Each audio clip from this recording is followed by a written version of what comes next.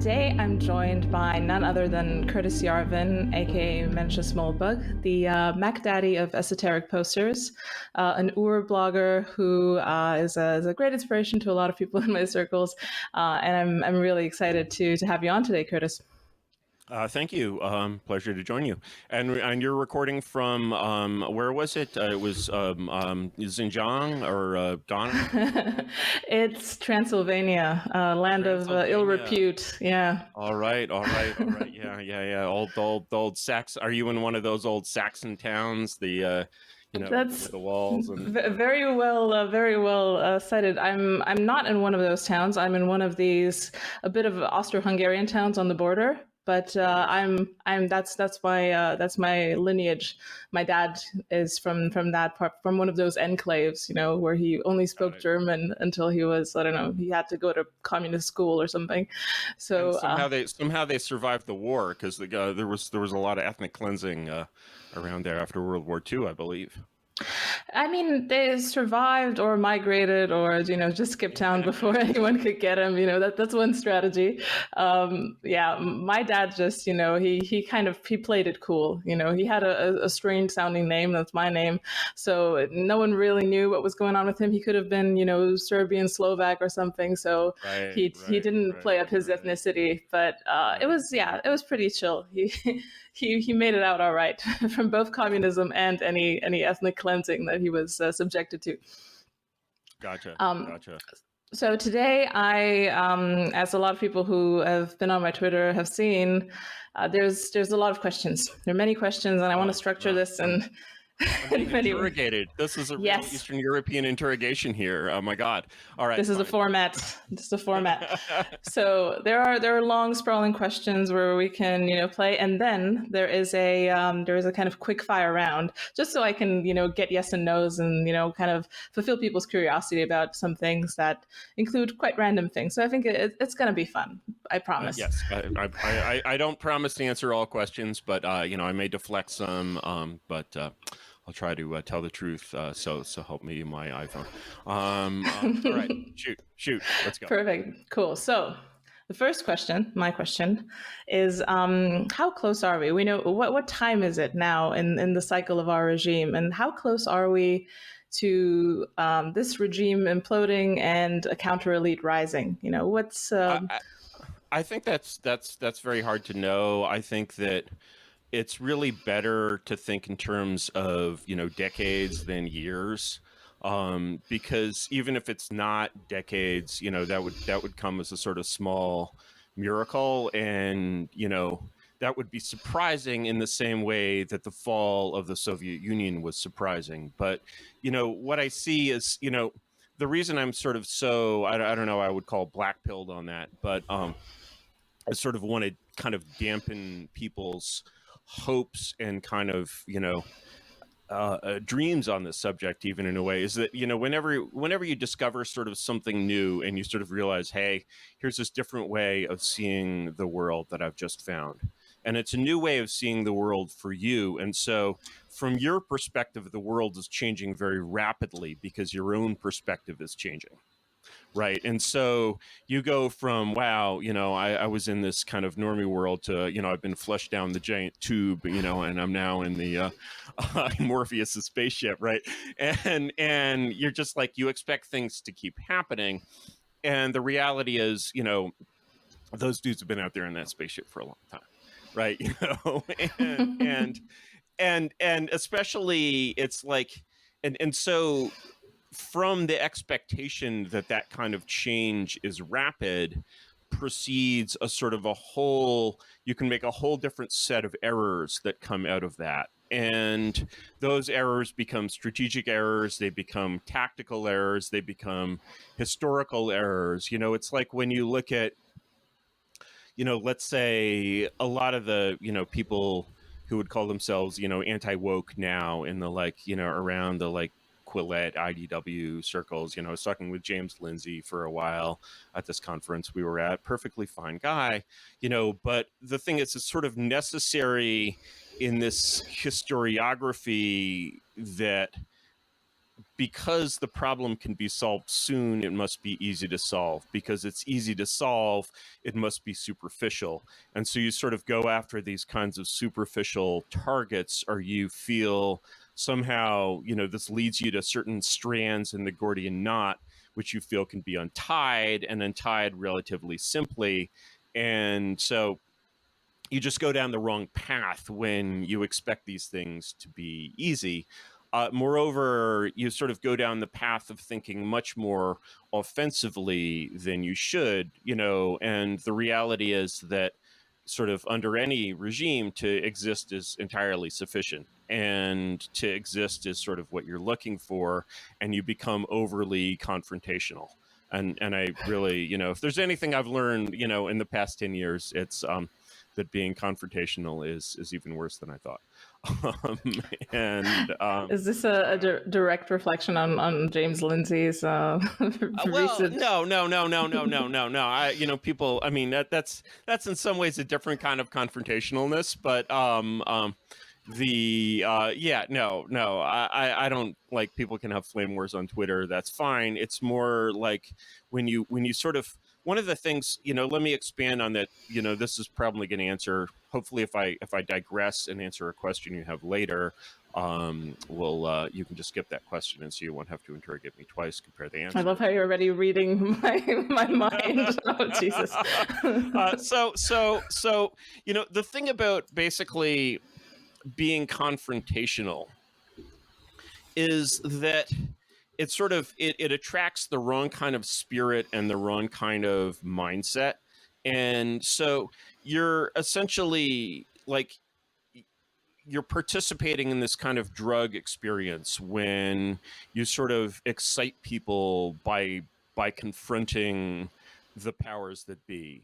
And so when you think of it as a simple problem, you're always like, oh, here's something I can confront. I'm going to drive, like, if I could basically take the Western tradition and get rid of Hegel, sorry, I really don't mean to do this. Yeah, just a group of Frenchies. I mean, now I know, now it's Hegel, but I think he keeps and that's honestly, and that sort of sense of sort of desire to purify, or the feeling that I was in something that was basically holy that had been profaned, was kind of my first experience of Western academia when I was going to Brown back in the 80s. Right. And I was like, oh, what is this French philosophy shit? This is all crap. My tastes ran to like Mark Twain and Isaac Asimov, and really sort of plain, very Voltairean, kind of writers in general was really my early taste, just kind of lacerating and very, very clear. And so whenever I encountered what seemed to me just intentional obfuscation, I was like, wait a minute, these people are charlatans, right? But I didn't really associate this charlatanry with the fundamental nature of the place. I thought of it as an exception. And when you think of it as an exception, naturally you think, oh, here's this exception that can be corrected. Right? Yeah, that makes sense. It's I think it's kind of the killing baby Hitler fallacy. The killing baby Hitler fallacy, that's a great name. So my next question is tied to community. And you see a lot of these kind of hyper-real communities forming online, and, the meat space becomes less relevant. People are more disconnected, atomized. This is part of the big discourse now. Do you feel like there's hope for in real life community? How may people approach that? Is there kind of a lever that we can pull? Do we have any white pills on the horizon? I'd encourage, there's a wonderful book that I read recently because it was republished by one of these little publishers that are springing up, which is a really, really nice trend. I forget which publisher this was. It may have been Antelope Hill, but I don't think it was. They're the ones with the best covers, however. Might have been Imperium Press. And it's Fustel de Coulanges, The Ancient City, which is an amazing, amazing, amazing work. Fustel de Coulanges was a Victorian. He was a French Victorian, obviously, extremely aristocratic, extremely reactionary, extremely learned. You go through the footnotes for The Ancient City, and it's just it's just like this person has read the entire classical corpus. Okay, he's read everything, right, in the original, Greek and Latin, right, because he's actually educated. And here's this amazing book. Have you read Fustel de Coulanges? Have you? No, but I've had it recommended to me by multiple people, including Patrick Deneen and Adrian Vermeulen very recently. So it's on my reading list. That's interesting. Well, I'm trying to spread the cult of Fustel in Silicon Valley as well. So I think that this is good things are happening here. Certainly, the cult of the Machiavellians has been doing quite well. And this book is really, it should be in the canon, because what Fustel de Coulanges does is he essentially says, okay, you have this Enlightenment image of Greece and Rome. And your Enlightenment image of Greece and Rome is based on the late days of republicanism in both Greece and Rome, which are basically the late days of the greatness of Greece and Rome.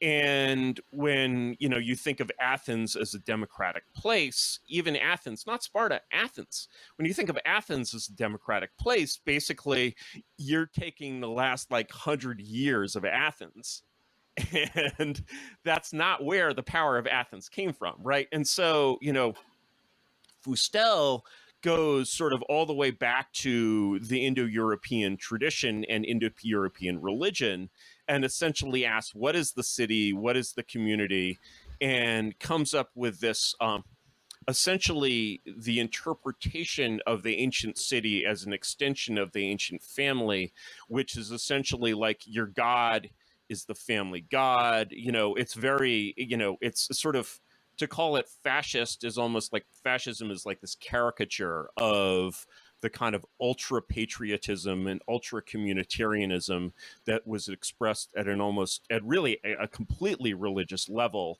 by the ancient peoples. And this is why sort of the Christian idea of the universal God is so strange. It was like the God is the God of the hearth, the God of the family. And it was very, very concentric circles, essentially, right? And so, later sort of Greek democracy is essentially, Greece kind of is the structure in decay. And when you realize that essentially, the Greek democracy is the exception in Greek history, it's sort of late. Really, what the Greeks themselves believed was that the Golden Age was actually Homeric Greece. You arrive at this, very BAP-like, worldview, which of course, BAP himself is obviously a very learned person as well, right? And so the, so you're essentially looking at, okay, here's what it means to be a community. Right. And it's like I was reading, actually, who I've just gotten into, people will be shocked by this, is Ruskin.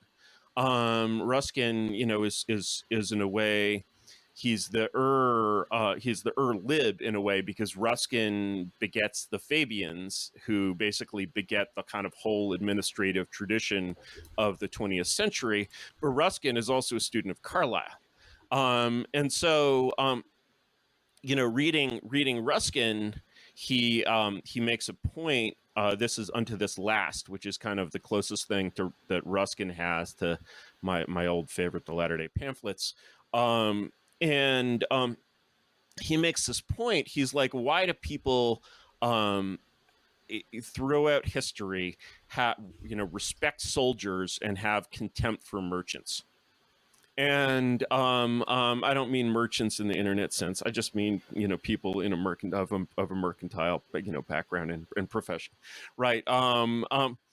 And his answer is that merchants, by definition, their action is entirely self-interested. And whereas soldiers are participating in a community where sacrifice for the community is expected. And so, when I see an internet community or a virtual community of any kind, I was literally getting into this shit in the 80s, actually.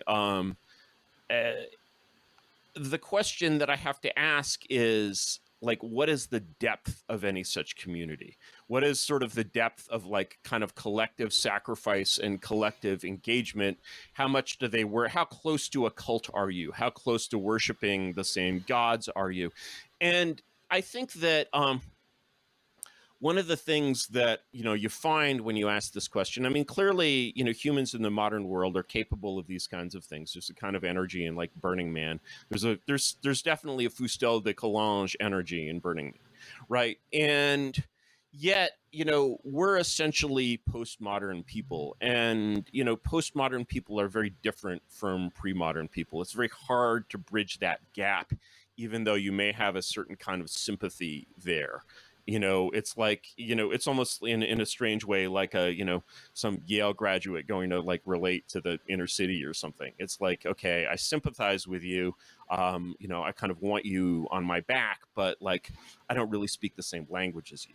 Right. And when you have this kind of postmodern perspective where you've sort of been through modernity and you understand what kind of how to go beyond modernity, and then you're talking to people who are pre-modern and have not yet been through modernity, that's a difficult, it's like when you relate to, say, someone like Orban in Hungary, and like sort of traditional European populism. You're like, well, in a way you kind of get it, but in a way you kind of don't. And bridging that gap, I find is very, very difficult. Yeah. That kind of leads me to another question, because one of the biggest contrasts that I've seen is between essentially the Anglo tradition, and then you kind of have the continental tradition, and then you have places like Eastern Europe, which are completely apart. And to me, to me that boils down to, in a way, to kind of this game theoretic equilibrium, where essentially you've been trained to defect in Eastern Europe. It's just there's no way out of this, this prisoner's dilemma that we've I don't know, feudalized our way into the Ottomans. There are many ways to lead to come to this point. You've always had some strange emperor or some strange ideology. Yeah, the second you come up for air, someone comes up and snatches your little little kingdom from under you. But I'm curious, why do you think the solutions that would apply to the Anglo world, if there are solutions, if there is such a thing as solutions, can they be translated in any way to Eastern Europe for whatever reason? You also have the Hainal line discourse. That's another one. But there's is it possible to even think in those parameters? That's an interesting question. I think that there's certainly, I think that when you look at the history of the Soviet Empire, you get some clues as to that, because although it's a very different situation in some ways, you still have this informal empire, which is something that has happened many times in history, right? It's like the Delian League. It pretends to be a league of equals. In fact, there's nothing Polish about the Warsaw Pact, and so one thing that you see in the fall of the Soviet Union is there's this kind of rebound effect between the center and the periphery. And all of the world today is America's periphery, except arguably China, which has some self-confidence. But what happens in the fall of the Soviet Union is that the causality is central.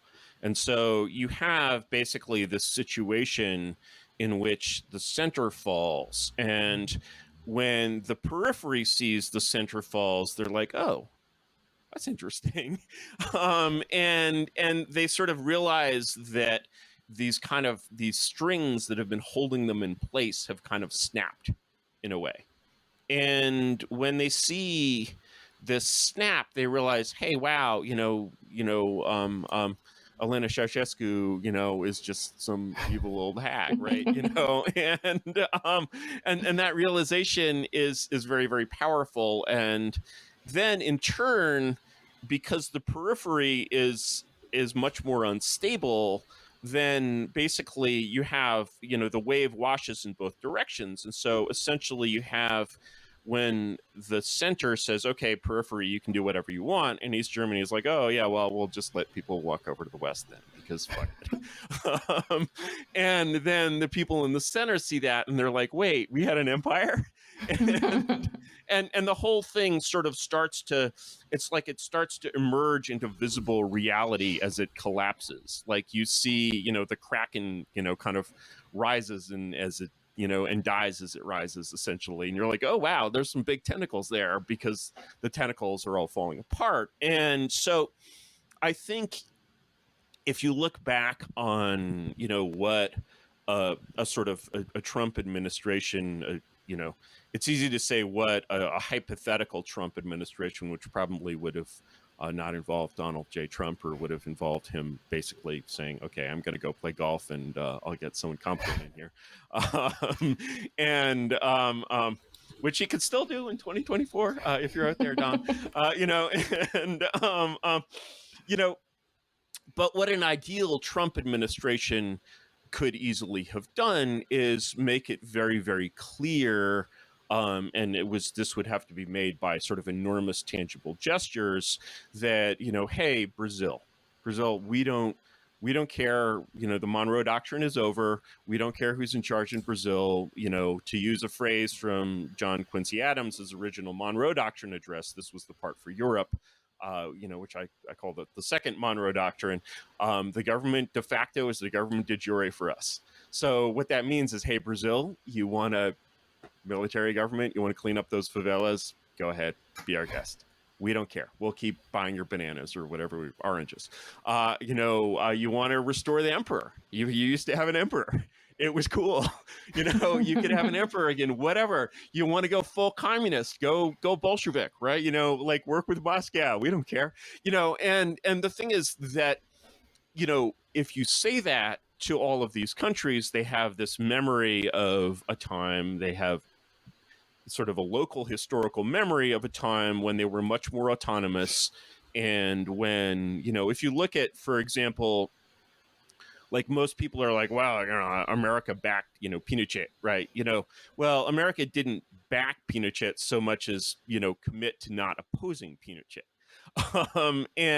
But if you look at Allende versus Pinochet, you see that Allende is a much more American figure than Pinochet. If you look at their social networks, you know, Allende has friends all over the fucking East Coast. Pinochet is a figure who is completely Chilean, who would be out of place even in Argentina, right? And so, you know, you have this natural tendency in which whatever is more local and whatever is more indigenous is also going to want to snap those strings. And so if you can credibly say to all of these countries, the empire has fallen and will never return, then it's pretty easy. Moreover, there's a very, very easy way to do this, which is basically say, okay, you know, we had, you know, there's this whole system of diplomacy that we have. We have this whole State Department thing, which I grew up in, whose business is to run these embassies and consulates all over the world. Well, in the 18th century, that was super necessary because we didn't have the internet, but now we have the internet. So if, you know, Washington wants to say something to Bucharest, it can send an email. It can be like, hey, Bucharest, you know, what's up? You know, there's this guy in jail. People are asking about him.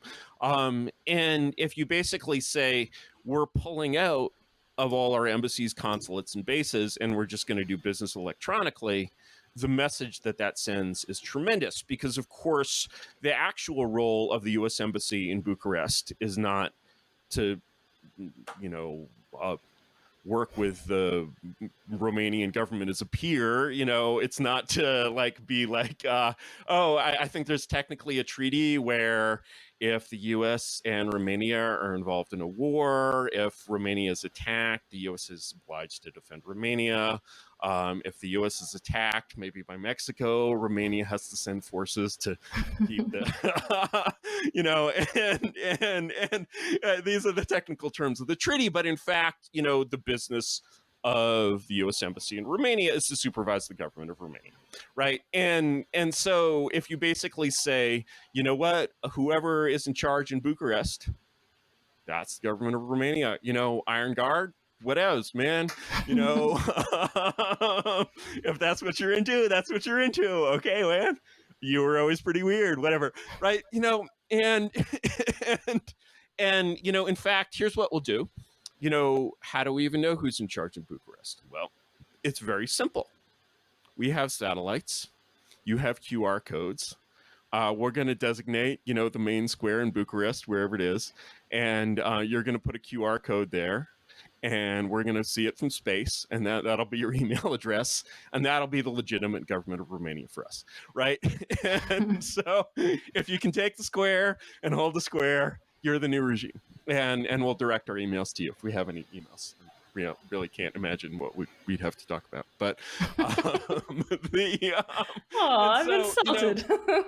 if you say that's basically your new foreign policy, then the message that sends is unmistakable, and the message that sends to everyone in the periphery is that, or let's say, Romania.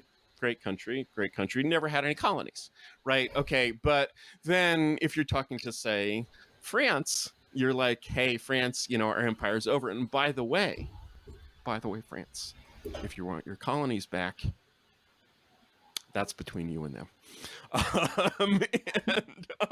Algeria, lovely beaches. You can have it. Used to be part of your country. We stole it. You want it back? You can have it. You'll probably have to do some fighting, right? And so, that level of isolationism basically sends a message to everyone in France that if I'm an ambitious young person in France, previously the only way I had of getting ahead was to go up this ladder. But now there's this other ladder, which has basically been created, which is a new kind of regime in France. I could go up this other ladder instead.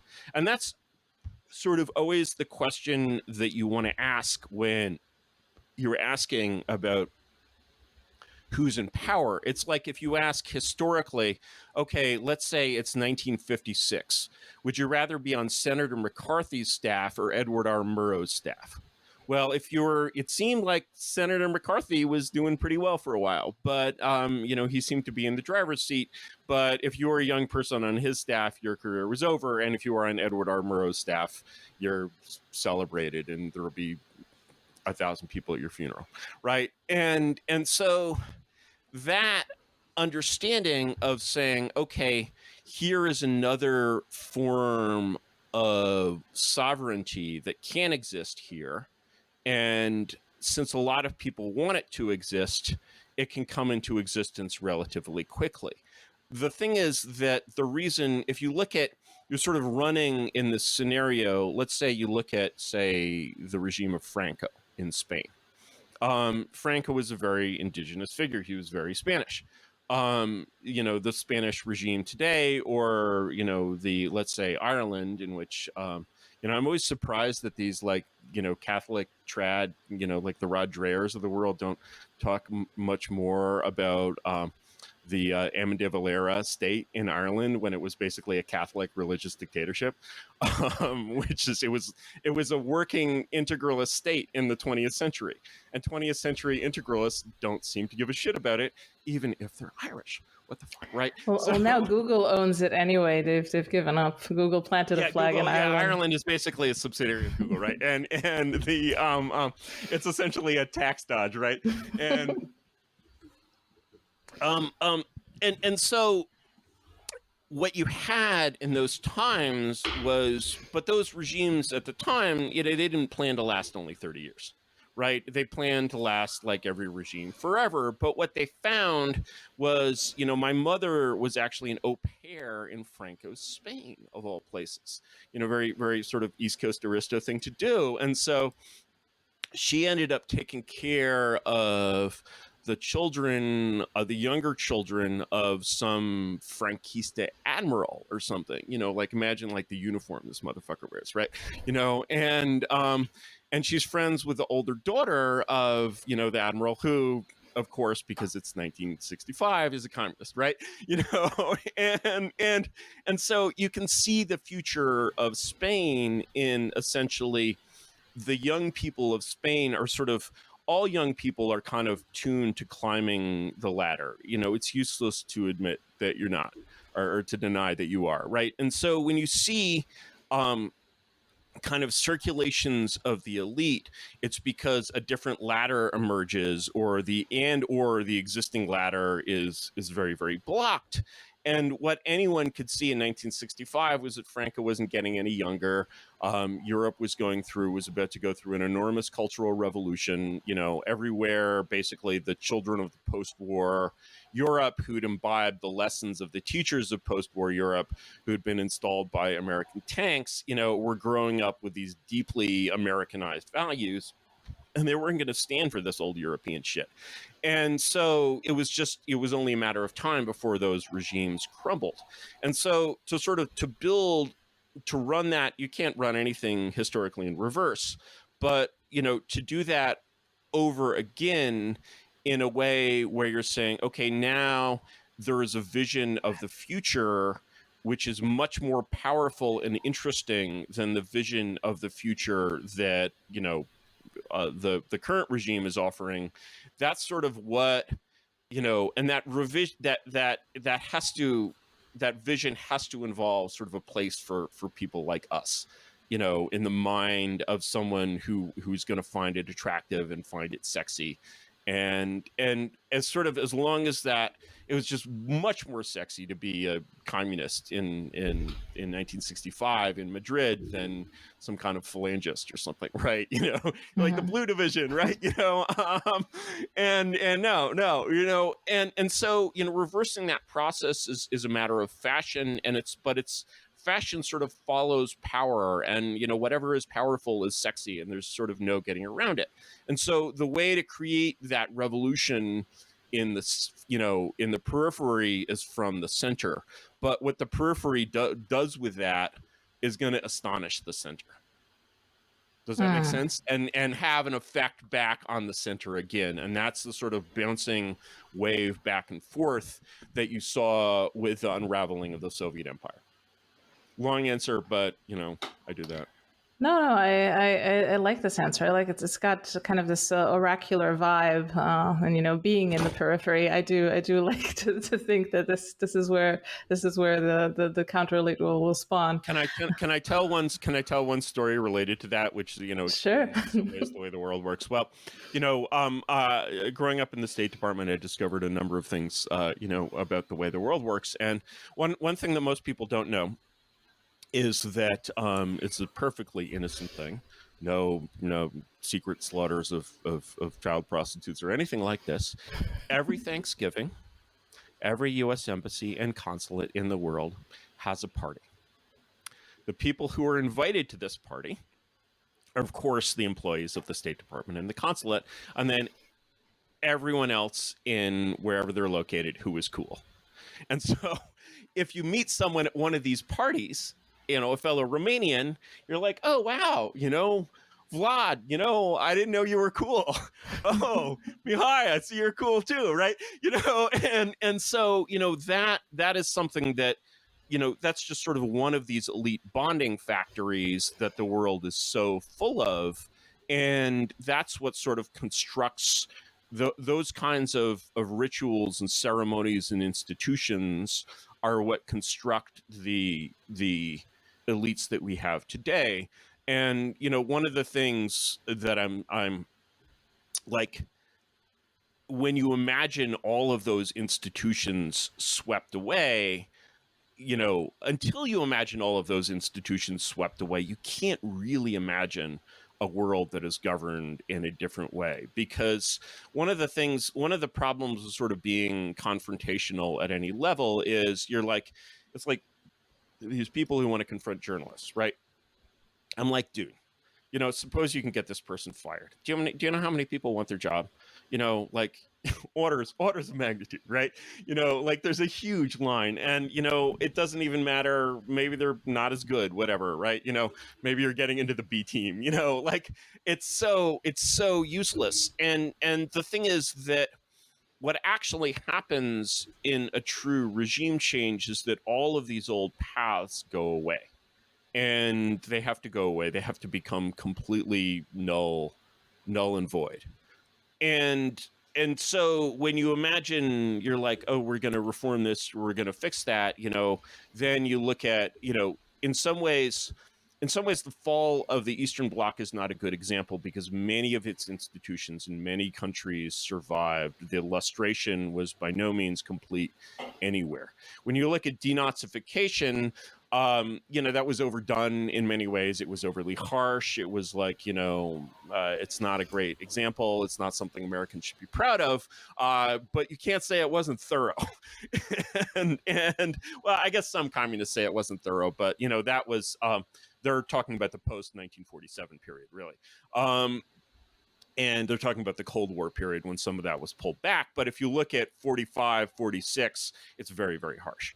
And very, they're just like, we are going to have absolutely none of this shit. And that level, without any of that harshness, that level of institutional turnover is basically what you need. That also puts a limit on, that's a sort of totally different way of sort of doing business than the way that the Orbans and even to some extent the Erdogans of the world do business.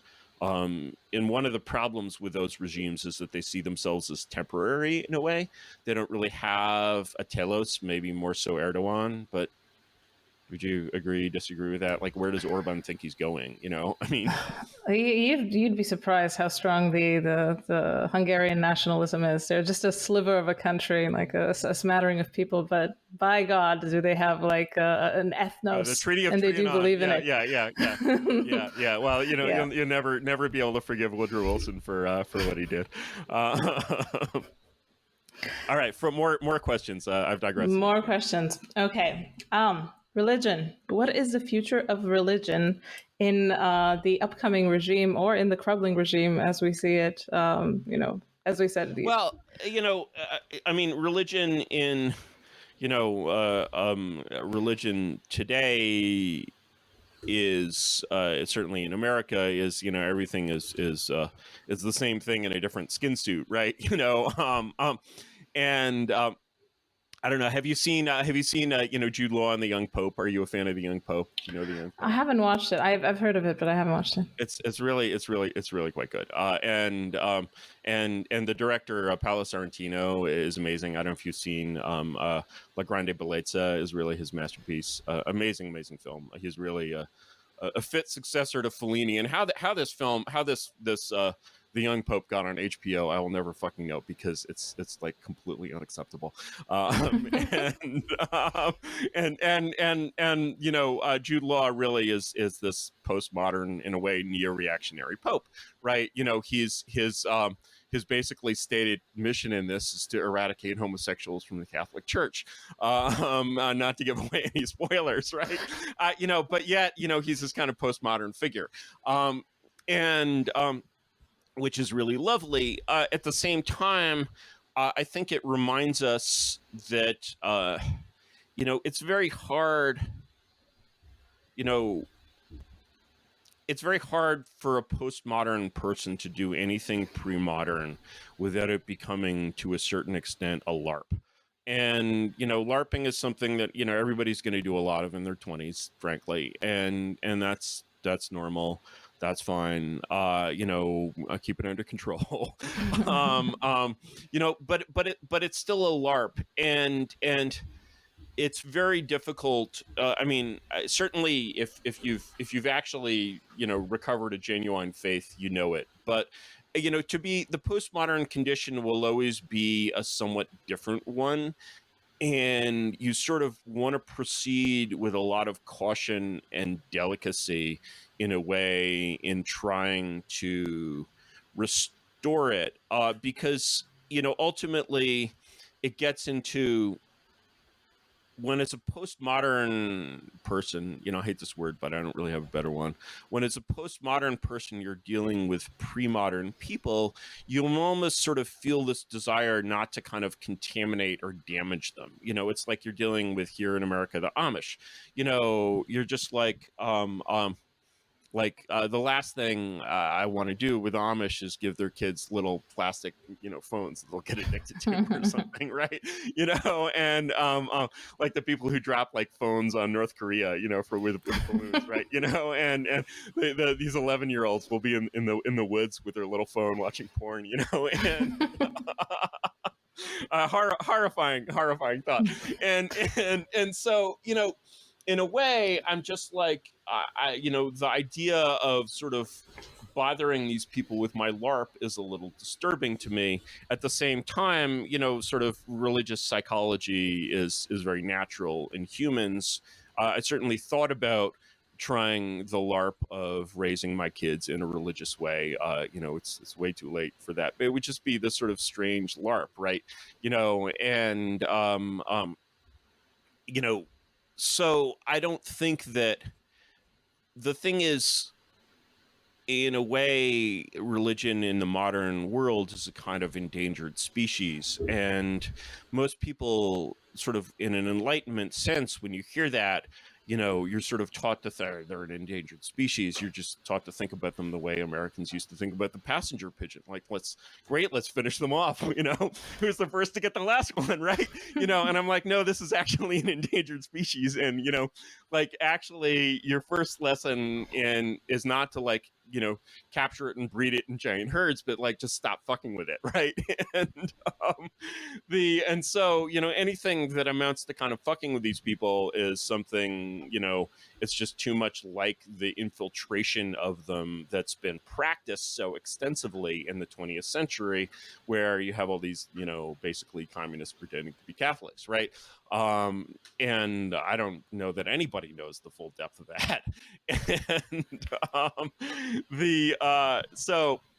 as they, one thing, I forget where I read this, was someone said in the Victorian era that there were 4 great pillars of reaction in the European world. And these pillars were the English House of Lords, German General Staff, the Vatican, and the Economie Française.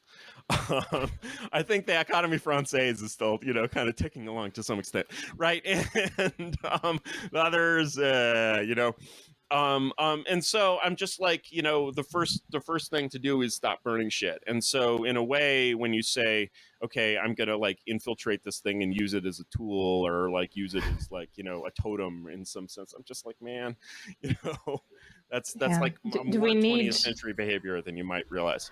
Do we need reservations for these people? Yeah, I think they need their own reservations. I'm a big reservation fan, but it has to actually work. Like, it shouldn't, it's like the South Africans had this idea of, okay, we have basically 2 civilizations here, we need reservations, but it kind of turned into like on the res essentially. And if you're going to do that with human beings, you better fucking do it right. Yeah, that seems to be the case, because a lot of people are talking about separation in many different contexts: separation, segregation, enclaves, and creating states and states. I think that's a result of obsession with geography. I think that the way that you actually do that is just that you recognize people's self-selected status, and you're like, oh yeah, you're a red American, your kids go to the red school, right? And like, why the hell like would you be like, no, your kids can just go to the blue school and get all the blue shit, right? What are you like, you're still trying to put society in a blender? No, it's just like you identify as part of this community. You want the community to be, as much as possible, like sort of financially self-sustaining. You want it to develop, as much as possible. You want to create an environment where these kinds of communal ties naturally grow rather than naturally being minced up constantly. You certainly want to establish the principle that parents can choose what tradition their children are educated in, and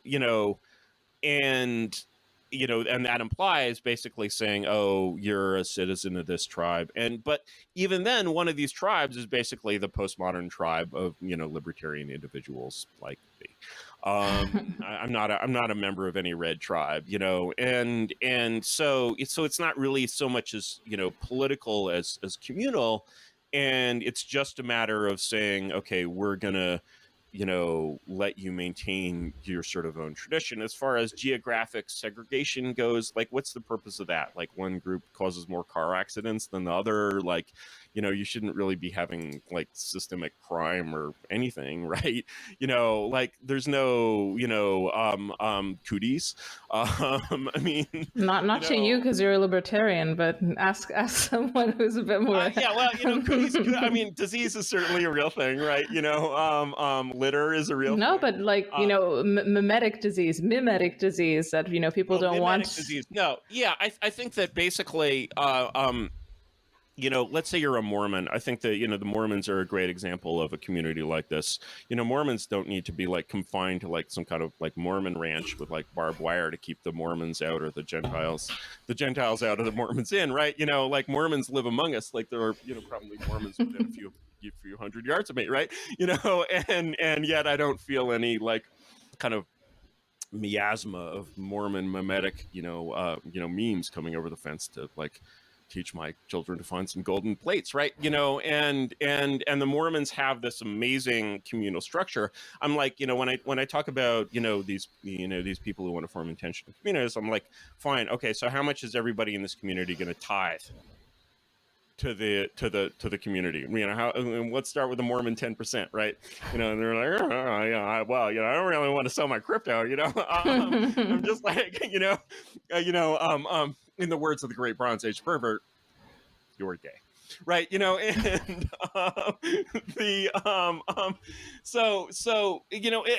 it's fine. Like, it's fine to be gay, but you should know you're gay, right? And that's where the sort of danger of LARPing comes from. I'm like, great, have communities, have a blast, be yourselves. Just don't think that you are anything but what you are. Don't actually think that you're some like Indo-European tribe, crossing Scythia in wagons, right?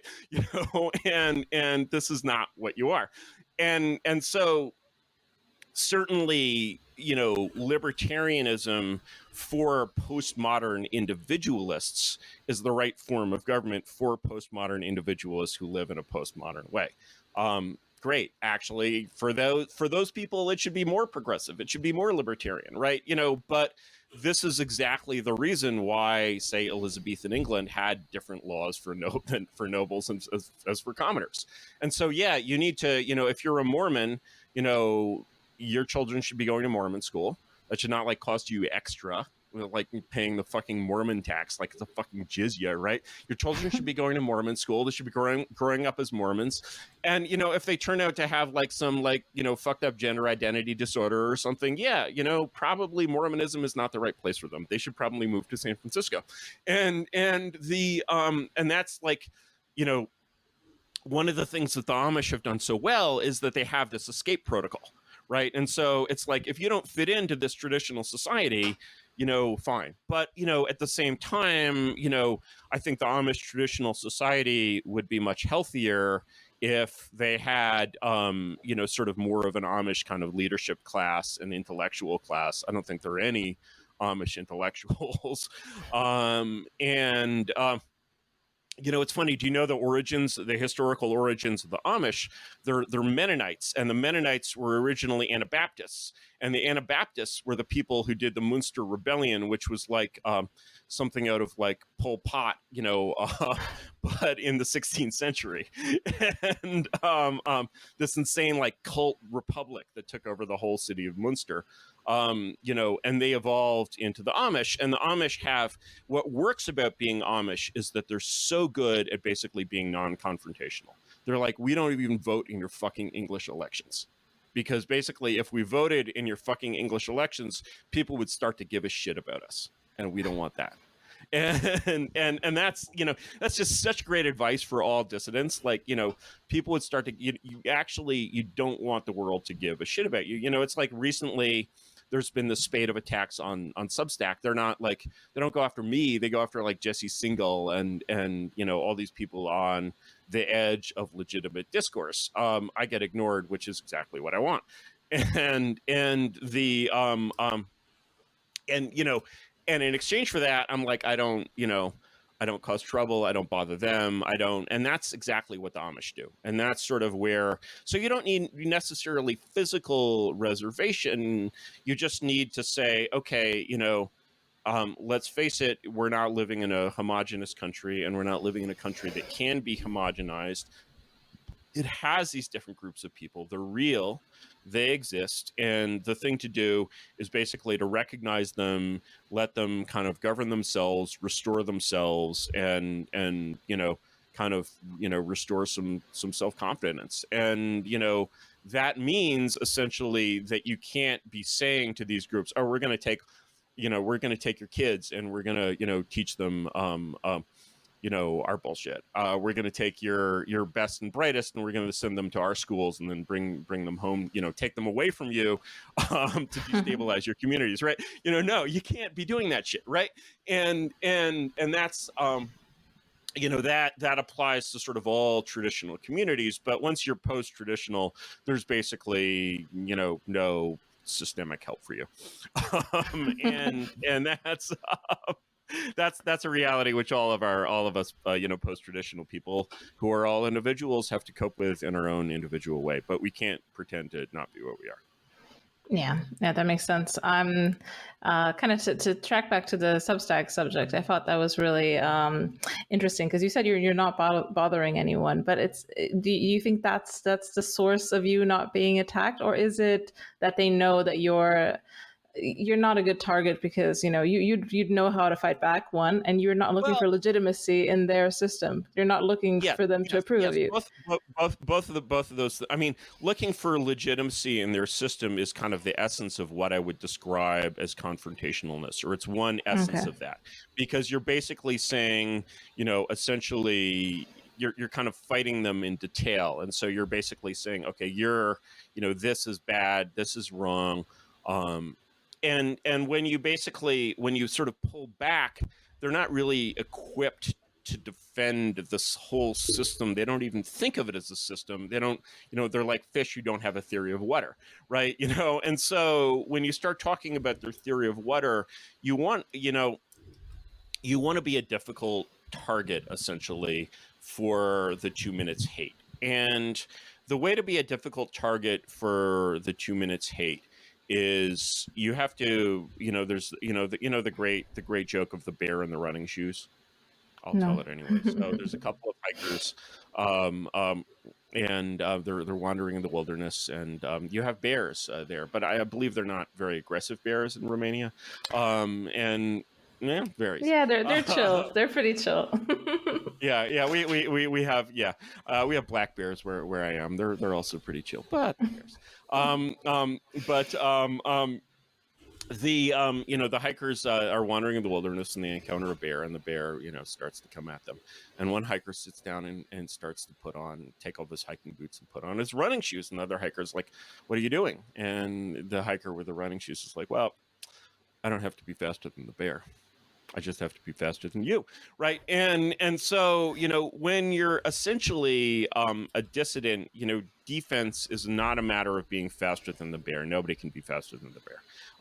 Dissidence is a matter of being faster than all the dumb people. And regrettably, there are always a lot of dumb people. And when the number of sort of targets of dumb people increases, that although it kind of excites the bears and creates kind of a bear feeding frenzy, which is a little bit dangerous, it also kind of leads, one of the things that most people don't understand about this system is that it's really not centralized. It really has there's no central command and control, which is very, very counterintuitive. Yeah. Counterintuitive and very different from the Eastern European situation. So everything we sort of know about being a dissident from the Eastern European situation, assumes that there's basically some kind of central, force there. And certainly if you were an influential intellectual of any kind in dissident intellectual in Eastern Europe, there's like a team of people, devoted to fucking with you, right? And that's not the case here. What you have is a bunch of agencies that are bureaucracies. Some are governmental agencies, some are not. And they're basically devoted to finding funding by sort of playing up a certain kind of menace. And You want to not fit that narrative. Never fit the narrative of the state's narrative of its enemies. Always, skip away from fitting that. And so you essentially want to be a very inedible target. You want to be like, okay, if you start chewing on me, are you promoting me? Like, maybe you're promoting me. Like, what do you bite on first? What do you like? Why are you promoting the relevance of this person? You have to and so you essentially have to, you have to put yourself in a position where it's clear that maybe you're scoring an own goal here, and you don't really.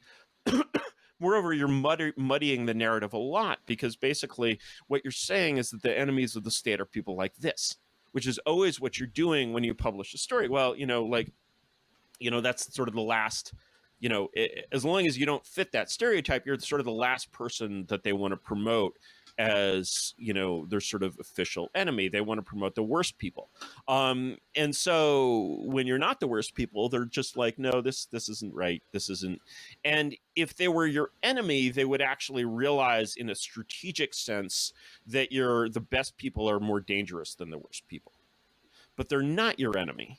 They're just predators. They, and as predators, which is sort of their, follows their bureaucratic tradition, they know sort of very well that, this is just not a very edible prey species. It's still a prey species. And as a prey species, basically, if you have an enemy, you want to counterattack that enemy. You want to confront that enemy. But as a prey species, basically, if you're a buffalo, your only concern with lions is that the lion not eat you.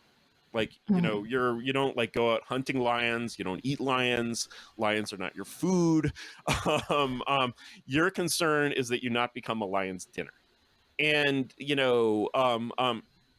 certainly, every kind of PR mistake I've made in the past, and I've sort of made a few, is basically, sort of mistakes of just like, getting involved with lions in the wrong way. Your only goal is not to be the lion's dinner. And as long as how do you make yourself inedible? Is there a strategy? Just reject the framing completely, or reject the framing. Be extremely non-confrontational and don't fit the narrative. Be someone that basically, can't be described in the way that. I mean, well, sort of anyone can be described as anything, but the sort of truth is always a constraint on these people. They always have to. They can bend that constraint, but they always have to deal with it. And so, to like, in a sense, the I don't know if you ever read the great Henry Harpending, African buffalo story, in which he Harpending, the great anthropologist who worked with Greg Cochran, a name you might know, worked in Africa for many years, and eventually was with a bushman, and a buffalo was truculent, and so they killed the buffalo, and the buffalo was completely inedible. It was like eating a piece of wood, right?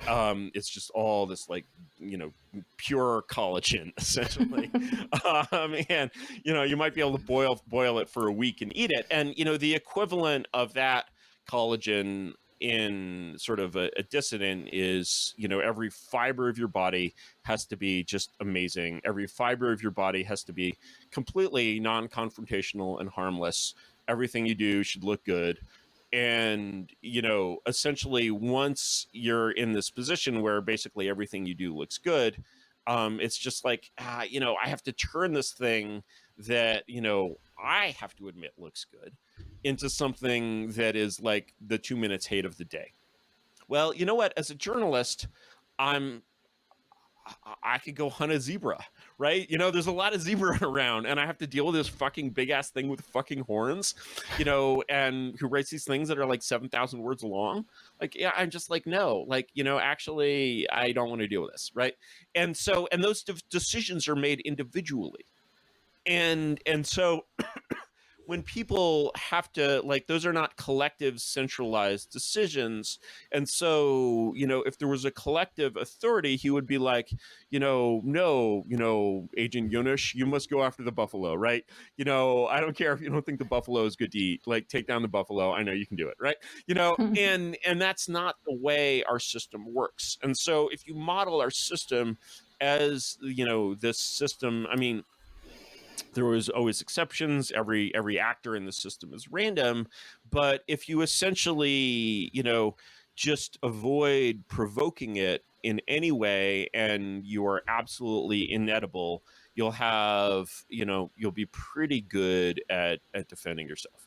Does that make sense? Does that, Yeah, of course. follow Does from it? your experience as well? Yeah. Yeah, I mean, my experience is very short. I'm just about to make all the mistakes, but I do think living in the armpit of a periphery is it does help. At least minimizes stalker damage. Sure. But yeah, I'll move on to my next question, which is a stabby question, because you promised that things would calm down. Question. Stabby question, because it's confrontational. But this is about as stabby as I get, so brace yourself. Right, You promised that things would calm down once Biden was in office. I think that doesn't seem. I think that the way I think that let me be clear about first of all, like, this is 2 months, and let me be clear about basically what I already see and what I think I predicted. Other people may think differently. I hate going back and reading my own material, so I'll just let them think what they want. But what you see is essentially a combination of the acceleration of bureaucratic energy and the loss of emotional energy. And the emotional energy is the leading indicator, and the bureaucratic energy is the lagging indicator. And so you're going to see more and more of this sort of stale kind of bureaucratic tripe, sort of coming down the path. And, if you measure, for example, like the degree of like Twitter repression, right? The degree of Twitter repression, like there's like clearly a thermometer of like Twitter repression. And, I would love to know, what causes the Twitter weather, right, to go up and down and how, how much of it is purely algorithmic? Are they just saying we're going to just, use an algorithm to find the shit posters? Who the hell knows, right? But it's sort of interesting because, I think Bronze Age Pervert was suspended once. I know he was suspended once, but that was a long time ago, actually. Steve Saylor, never been suspended. Never. I'm posting. Oh, for 2 weeks once, because he didn't want to delete a tweet. Oh, but... yeah. I mean suspended. I mean quote suspended, right? I mean basically taken it and shot in the back of the neck and dumped in a ditch and sucked with gas and burned, right? And so you have this like the weird totalitarian, like this weird like virtual totalitarianism LARP where you're on Twitter and like you go to someone's door and there's just like a notice like this citizen has been seized by the. Do not attempt to contact. And citizen, you are now being recorded. And so it has this kind of creepy totalitarian vibe. And that's why obviously real name posting on Twitter is this kind of a high wire act, in a way which I both recommend and recommend against. It sort of depends what you want to do with your account, right? And so that's kind of a bureaucratic effect, and the kind of bureaucratic persecution that any of us, including me, may be subject to, and is ramping up in general. And what's ramping down is basically like if you go, for example, and you look at, say, a good thermometer of kind of mainstream leading indicator. Is a site I've frequented for many years and, finally got fed up with being banned from about 10 years ago, but I still lurk on there, which is Hacker News. And one thing that you see is that basically, the temperature of that can be measured by, sort of moderation, like community mod votes. One thing you see is that basically in that thermometer is that the sort of support, the emotional elite support for, this like massive censorship campaign is draining away. So you basically look at, I can't tell you how many stories I've heard of people who are like, my woke sister was like, what the fuck is up with this Dr. Seuss thing, right? And so, you have these basically bureaucratic decisions that keep this bureaucratic energy of this thing keeps rolling forward, but out there in the real world, people are looking at what?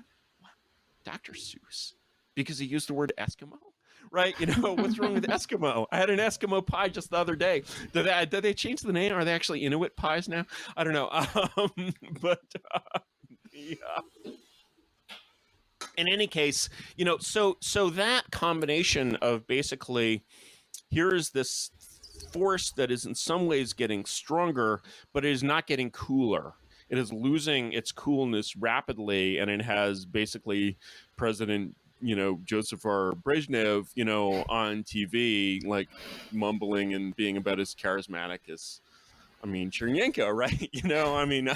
I think Brezhnev was a little more charismatic, actually, but he had these eyebrows, and the guy, and so you have, from my perspective, from the perspective of, here, I'm a dissident, and I guess even a professional dissident. From my perspective, when I see sort of the waning energy, I'm like, that corresponds in a way to an increase in the energy available for people who are just utterly fed up with all this shit. And that's, that's a growing set, and that's not necessarily, aligned with like red versus blue. That's, there are many people who are like, oh wow, yeah, I live in a big city, and I like the ethnic food, and I feel a sense of universal brotherhood, but what's up with this Dr. Seuss thing, right? And that that's just from a purely self-interested perspective, that's my audience. And so when I see the forces that grow that audience growing, I can't help but be a little kind of optimistic. Yeah. That kind of brings me back to what you said in the beginning, that, there might be a bit of an echo chamber effect where, you see these forces growing around you, but you've placed yourself in the middle of these forces. So it looks like, oh my God, the tide is shifting. All my friends love this shit. Yeah. Well, it's a small tide, but, it's certainly, is it growing? Yeah, it's growing. It's, you just have to be, you have to be patient, man. And you have to be adopt the Curtis Yarvin brand historical perspective. Place yourself outside of the maelstrom and observe. Yeah. and just be like, wow, this is some crazy shit that's going on, and crazy shit is going on in the past. Your Romanian history is full of wonderful crazy shit. It continues apace. We've got crazy shit happening every day here. Yeah. Cool. So this is the next question is from my friend Indian Bronson, what is necessary for human elites to really give a shit about their charges on a scale that is beyond their immediate family? Is there any incentive that would make elites their more? Their charges. That's an interesting word. One of the interesting historical phenomena in European history is that of the absentee landlord. And one thing that, the answer to this question is basically obvious. One thing that the kind of precipitated the downfall of what's called Protestant ascendancy Ireland is this phenomenon of absentee landlordism, where you were in theory the lord of some, district or castle or whatever, and instead you just like let your guy manage it and lived in London and, went out to Ascot or whatever the fuck, right? And you became this like degenerate Tristafarian, right? And of course, such a person had no social connection whatsoever to the motherfuckers who were paying their rents in their little, cottages or whatever in the muck, right? And these are people that are taking care of their cows, that are making the butter that's sold at the market, that pay for the horse that places second in Ascot, right? And this is a very dysfunctional fucking relationship, right? And so in a way, one can sympathize a little bit. I always try to sympathize with libs. One can sympathize even a little bit with the libs who are like motherfuckers, this is a very dysfunctional fucking relationship, right? And here you have this like established church in Ireland, which is the official religion of Ireland, and it's not even the religion of like 5% of Irishmen. Like, what the hell, right? This is like weird colonialism shit. And that's in some ways where the critique of colonialism developed, was in this Irish Home Rule movement, which of course eventually ends up being driven by London rather than Ireland. So, how do you sort of reverse that or change that? is like, it's like, I mean, forget Mormons, the people that really had this, kind of sectarian elite thing mastered in the lives of those now living were the Catholics in America, who had this whole alternate world of Catholic schools and Catholic, religious hierarchies, Catholic bishops, and these people, at the top of this hierarchy who rose up through the hierarchy, became significant players because they could go to mass and be like, vote for O'Leary, he's a good man, and they were players, right? And that was an elite hierarchy to aspire to. It's impossible to imagine a young man from like the Catholic of unbounded promise from like Fishtown in Philly being like, oh, I got to go to Fordham so I can become a cardinal, like what the fuck, right? And so in a sense, like restoring, if you're an elite that doesn't have contact with your charges, call them what you will, then, you develop this kind of reckless attitude and you start sacrificing these people. Mm-hmm. Yeah, so it doesn't seem like there's any practical approach to reintroducing incentives. It's a regime complete problem. Yeah. I mean that's fine. You're not here to solve all this stuff. You're a describer of horrors. We'll solve it in the next regime. Exactly. All right, so next question. I've got a next question. This is also from a friend of mine. I'm just, helping my friends here find answers to their problems. This is from Rocco, father of the Rocco's Basilisk.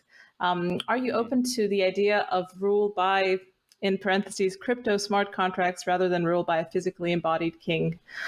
Is there? Well, the problem with, that's what we call in computer science an AI complete problem. And, given, I've written smart contracts, Ethereum has roughly the power of a digital watch from 1985, and it costs as much as a digital watch from 1985.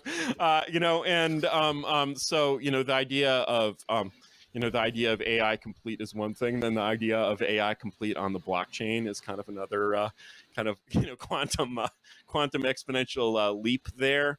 The essential, but the problem is in a way even worse than that, because there's this influential book that Lawrence Lessig wrote about 20 years ago called Code or Laws Code or something like that. And of course, it made this same obvious analogy between law and code. Laws are literally called codes. And what, of course, we find is that law in that sense is sort of merely a backbone of procedure that has to be coupled with some exceptional power. And in reality, we say that the judge is enforcing the law, but of course the judge is enforcing whatever the fuck the judge wants to enforce. And no one has ever devised a situation, not only is no one, essentially what you have to have government that is completely by procedure, which is essentially sort of the desire to have government by procedure comes out of the same sort of literally unruly desire not to be ruled, to have no one in charge. And people come up with kind of various formulas for this, and they're all cope. And so to avoid this cope, basically, is to realize that all these systems of procedure eventually inevitably have an exception of some sort. There is always, in any system, there's no imaginable system of sort of control of humans that does not contain an exceptional component.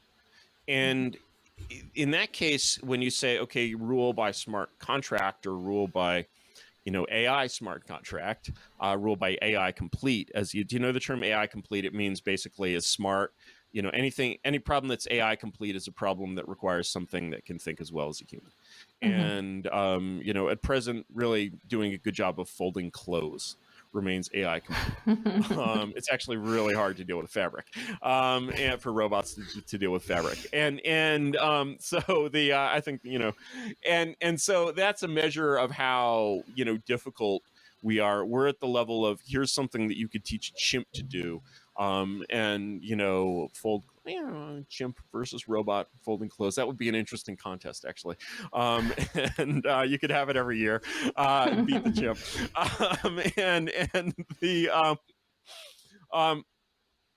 in any case, going from that to sort of becoming the supreme overlord who decides the exception in Schmittian terms is it's quite a leap, and I don't think it's sort of in the world of things that it's realistic to think about.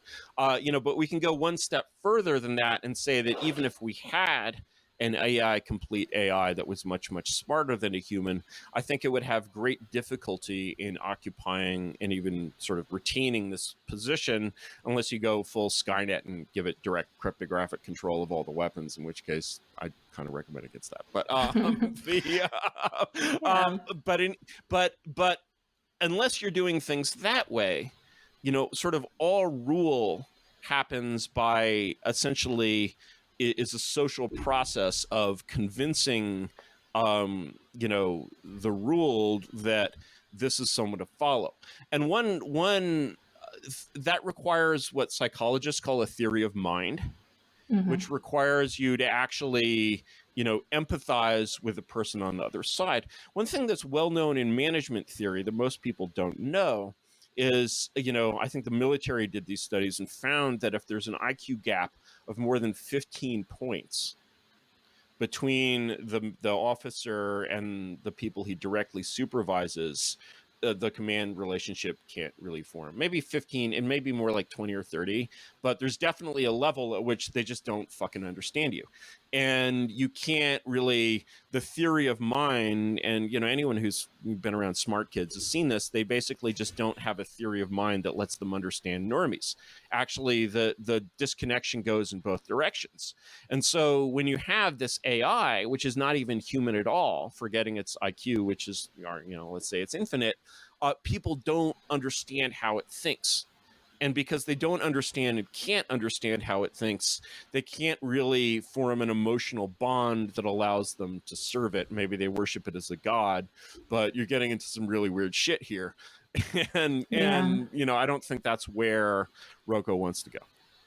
Yeah, I have that feeling as well, and I think the alternative that I keep hearing about this idea of being ruled by machines, being ruled by AI, is that the quality of stimulus that's going to come from the basilisk or whatever Leviathan AI that we're going to construct is going to be essentially numbing. It's going to just it will change the nature of the relationship of the ruled. It's going to be the infinite slop machine where you just connect and that's it.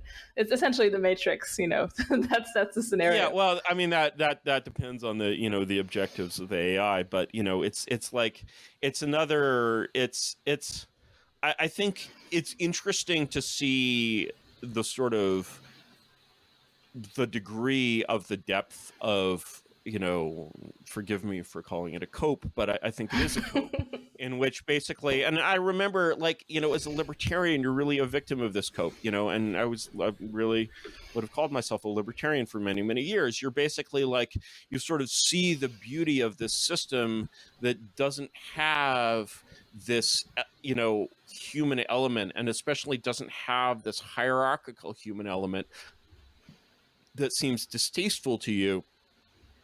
And this is because as a libertarian, you're basically a disobedient child at heart. And you probably were a disobedient child as a young person. And you basically still have that attitude, which is just the wrong, is a terrible attitude. There's a great, I've inflicted this saying on my children a few times. There's this great saying, which is an old saying of a Prussian pre-20th century general, which is those who wish to command must first learn to obey.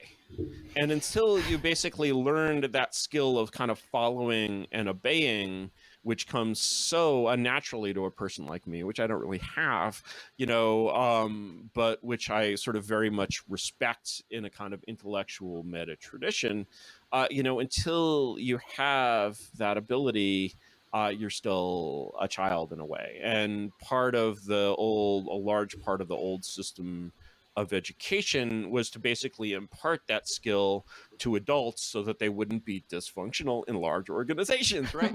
And so, you know, you have this group of basically dysfunctional people who don't really fit together in any sense, except the sort of, you know, Carlyle's phrase, the only nexus between man and man is cash.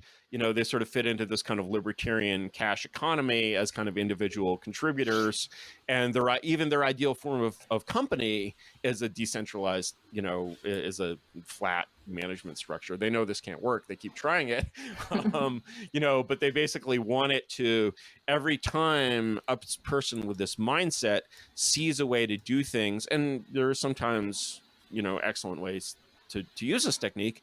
Every time they see a way to do things with a crowd instead of a structure, they're like, ooh, we could do things with a crowd.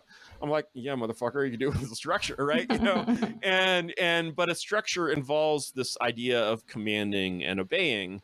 It involves this kind of central point. It involves humans following the orders of other humans. And that's just very distasteful to these, you know, pathetic motherfuckers that we are these days. Yeah.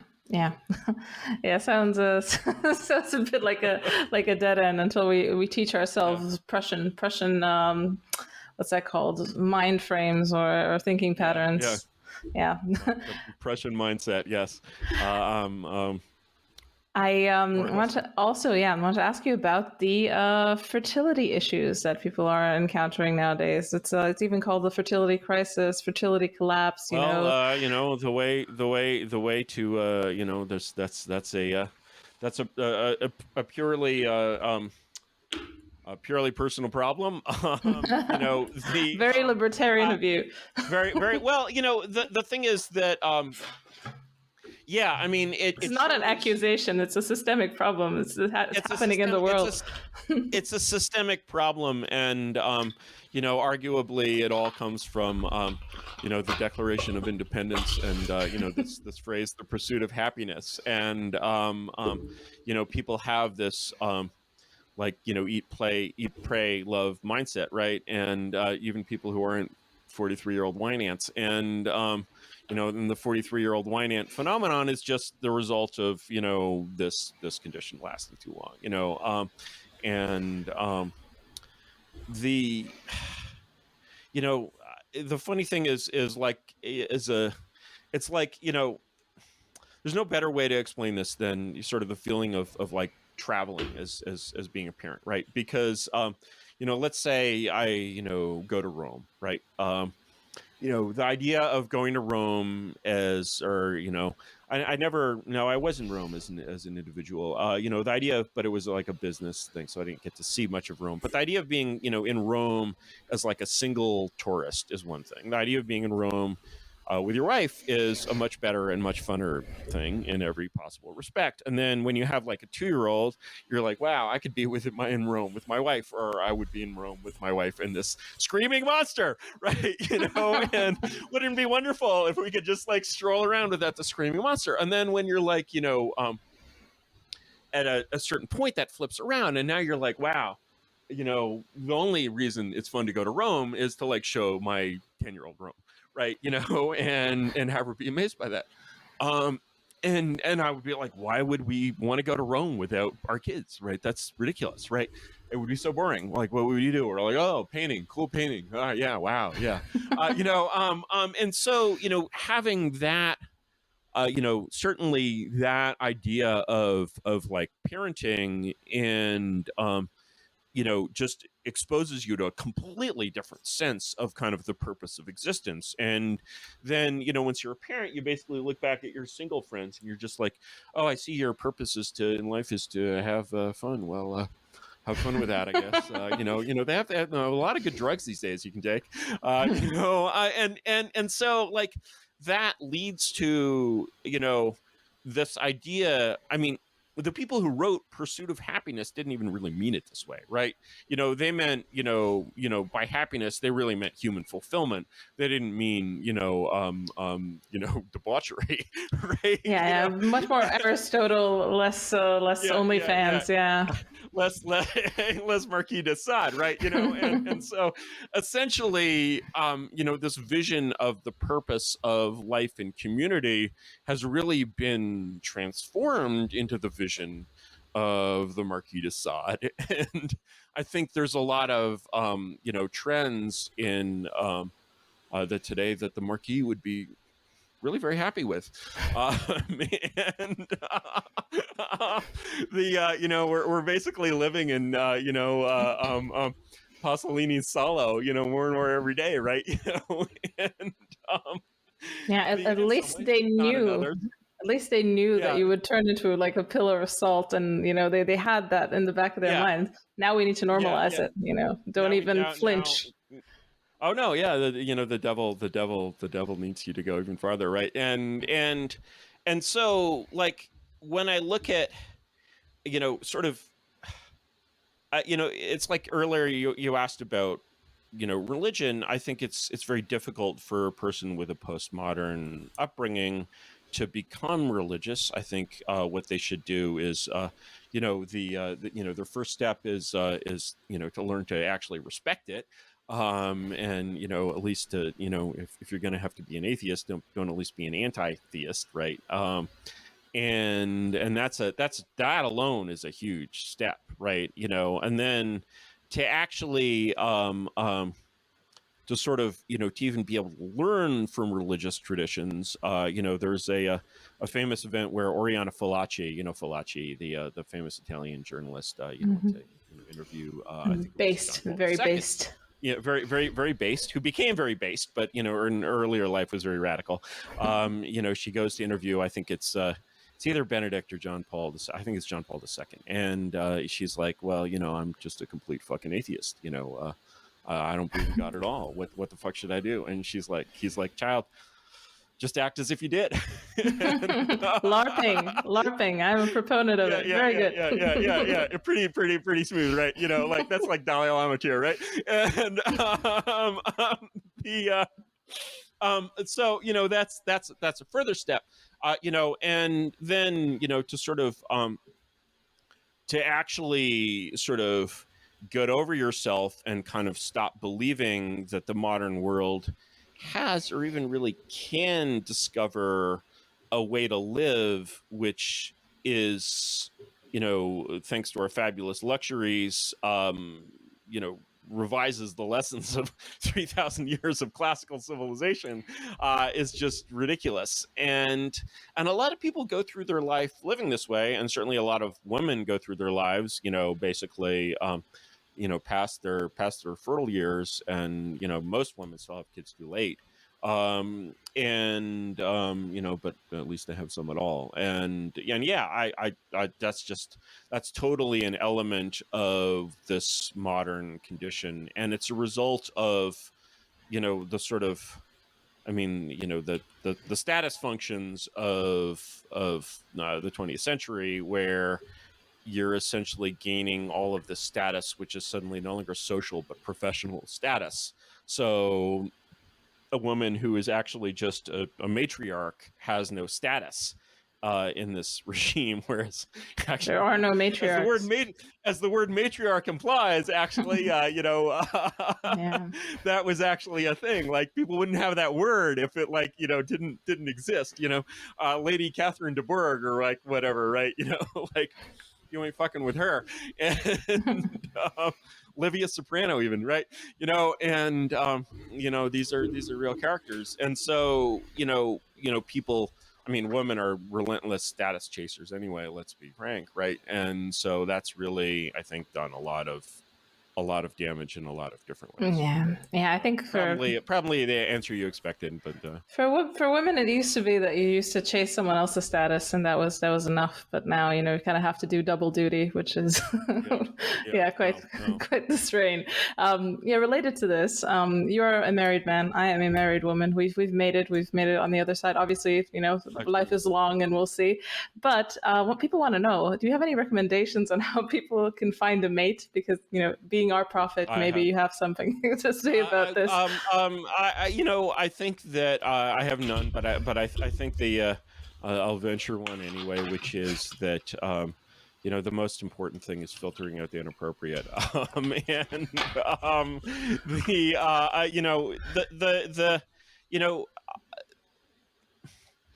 there are different, human personality types and different human mating types, really. And especially among women, I think men are much more consistent and women are much more different. And so there's a kind of, for men, there's a very different, sort of wife psychology is kind of should be instantly recognizable as a kind of basedness in the sort of most, not even necessarily political, but kind of most emotional sense of the word. The women you're going to have problematic relationships with guys are women who are needy, or like broken in various ways. You definitely want to kind of steer clear of that. And that's like, for men, the most important thing is just self-confidence. Like self-confidence is what women want. There are other things, but they're all much smaller. I can confirm that's essentially it. There's nothing else, man. There's basically nothing else. And so, just be excellent. For women, resist your urge to insist on bad boys. I don't know. I mean, Yeah. And the other thing, I mean, it really is true that, unfortunately, but sadly, I think my experience is that sexual experience is damaging for a woman in a way that it's not necessarily damaging for men, like psychologically. And that's like you can tell women who basically have just gotten too obsessed with that lifestyle. They have a different look in their eyes, and it's just not a very healthy look. Yeah, it's a vicious circle. Yeah, and that's the thing. The more you hung up in that lifestyle, the harder it is to get out because people see it. It's a look. Yeah. It's a sparkle. It's an anti-sparkle. The hard eyes. Yeah. No, it's a terrible thing. Yeah, I'm sorry to. This is a bit of a black pill, but with probably like 3 women watching this, so it's all fine.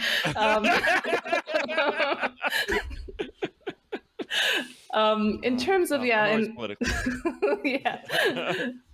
I mean, I wish I'm trying to be the to reach out to the female community to step into fringe right-wing politics with me and How, Alex, if I ask, did you, if I may ask, did you get red pilled, as it were, like with the? Oh, since you're asking, I actually, I mean, it took a while. It probably started about 10 years ago. I read the Blank Slate, and that kind of threw me for a loop.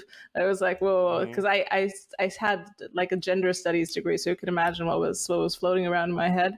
Did you ever study in the UK or the US? Did you? No, I've lived in the UK for 5 years, but that was during my working years, and I studied at the Austrian School of Economics, and then I studied in Spain at another economics thing.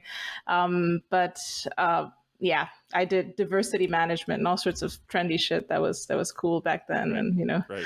And then somehow through a forum, I found Nickland. Through Nickland, I found qualified reservations about like 4 or 5 years ago. And then, I was totally, totally lost case. So that's here we are. Many such cases. Exactly. Yeah. So, girls, if you're listening, that's all 12 of you. Exactly. Oh, 12 is nice. Thank you. Related to the family subject, you have children. I am in the process of creating life myself. Congratulations. Thank you. Do you have a due date? Do you have a? Yeah, it's in July. So at the beginning of July. quite soon. I'm expanding as we speak. So homeschooling, or should I give my children, the Lord of the Flies treatment and just send them to a public school and see them? Depends on the parents. It depends on the kids. It depends on everything in the situation. We're homeschooling now. We had them in a private school. Language immersion is an excellent thing. My kids speak Chinese, which is advantageous, I feel. And we've been keeping that up in homeschooling with various things. Despite the Corona insanity, obviously homeschooling is far superior in Corona world. Hopefully we won't remain in that world.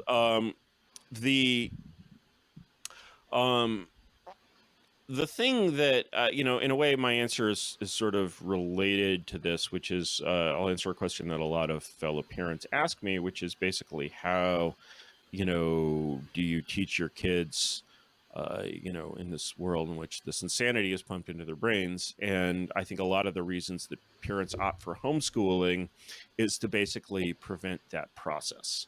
And I understand that and of course it varies for every child, and you'll know sort of how rebellious your child is. I always joke that one of my children is a Jew and the other one is an Aryan, because they have different levels of rebelliousness. But they're both, rebelliousness definitely runs in my family, so they both have a fair component of it. So the thing is that this might not work for some kids. So, any parenting advice should include the phrase, this might not work for some kids. The thing that you can do is basically imagine that you're living in a Catholic country, but you're an atheist or a fucking Jew or something like that, right? I was in this situation, right? Because I was in... when my father was posted to Cyprus, I was in Nicosia and I went to the English school, which was a sort of odd choice because it was a faux British public school rather than the American school. And we not only did we wear uniforms, we had to sing Anglican hymns every morning. And RI, which meant religious instruction, was on the menu, on the schedule. They finally decided that for RI, I would get to sit in the library, which I think was the best choice in several different respects. But imagine that you're living in a super Catholic country. You're sending your child to a Catholic school, but you're not actually Catholics, and you're not giving them any Catholic indoctrination at home. This child is not going to grow up believing that the wafer actually turns into Jesus in your mouth. That is not going to happen. He'll just be like, what the fuck, right? And if it is his world that is reinforced on all sides, absolutely he will deeply internalize whatever sort of religious absurdities he's asked to believe. And of course, an absurdity is this to all Catholics listening, and an absurdity is the same thing as a miracle, as Hume pointed out, right? And so the question is, does he believe in miracles? Does he have faith? And if this faith, whether it's Catholicism or wokeism, is installed only at school but not at home, that is a recipe for the child to learn their own form of doubt. Because, and so you're actually teaching them to think skeptically in a way where it's not apparent to anyone that you're doing this. And so, what happens is the child starts to see their own cracks in this, and it's never reinforced at home. And so they're just like, wait a second. And then eventually they start driving the process, really. And then, at a certain point, you're sort of switch over to the point where what you really have to worry about with them is teaching them how to control the power level, which is a much better problem. It's still a hard problem, but it's a much better problem than the other problem, right? And so, that way of basically saying, okay, I'm going to expose you to all that society believes in has a couple of different benefits. The first one is they learn to hide their power level. They learn to basically conform. They learn to basically behave like all the other kids. Very important life skill. And secondly, they develop these doubts because they're seeing these absurdities and they're not being told to believe them at home. And so that's essentially That's one way of doing it. Another way of doing it is just raise them in a goddamn bubble and let them know that the world outside is the pit, right? And to not coin a phrase, right? And that's an approach which I believe works for some people. Of course, it's a little more of a high wire game in some senses. The other thing about taking the approach, that I advocated and that I've taken is sort of your worst case scenario is that your child ends up a true believer, which is going to be potentially pretty shitty for your relationship with them. However, for them, it might be ideal, right? So, it's kind of, you've got a kind of win-win situation going on when you do that. And, the more important thing about homeschooling versus public schooling is just the incredibly shitty quality of the schooling that you'll get, which is probably honestly a lot better in Romania in some ways. It depends. Yeah, it used to be. It used to be like it's subject to the same entropy as everywhere, and Well, that's one of the things the Soviet system was good at, right? And you need centralized control for some things. Math, apparently. They were bad at a lot of things, but math was not one of them.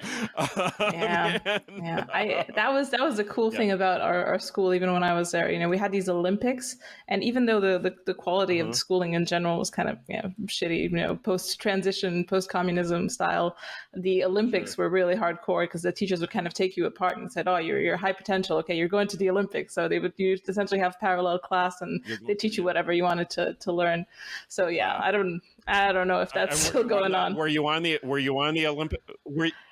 I was on several Olympics, but I have to say I wasn't on the really cool ones, on the physics and math ones. Yeah, no, I was at the biology Olympics. I was the National Biology Olympics girl.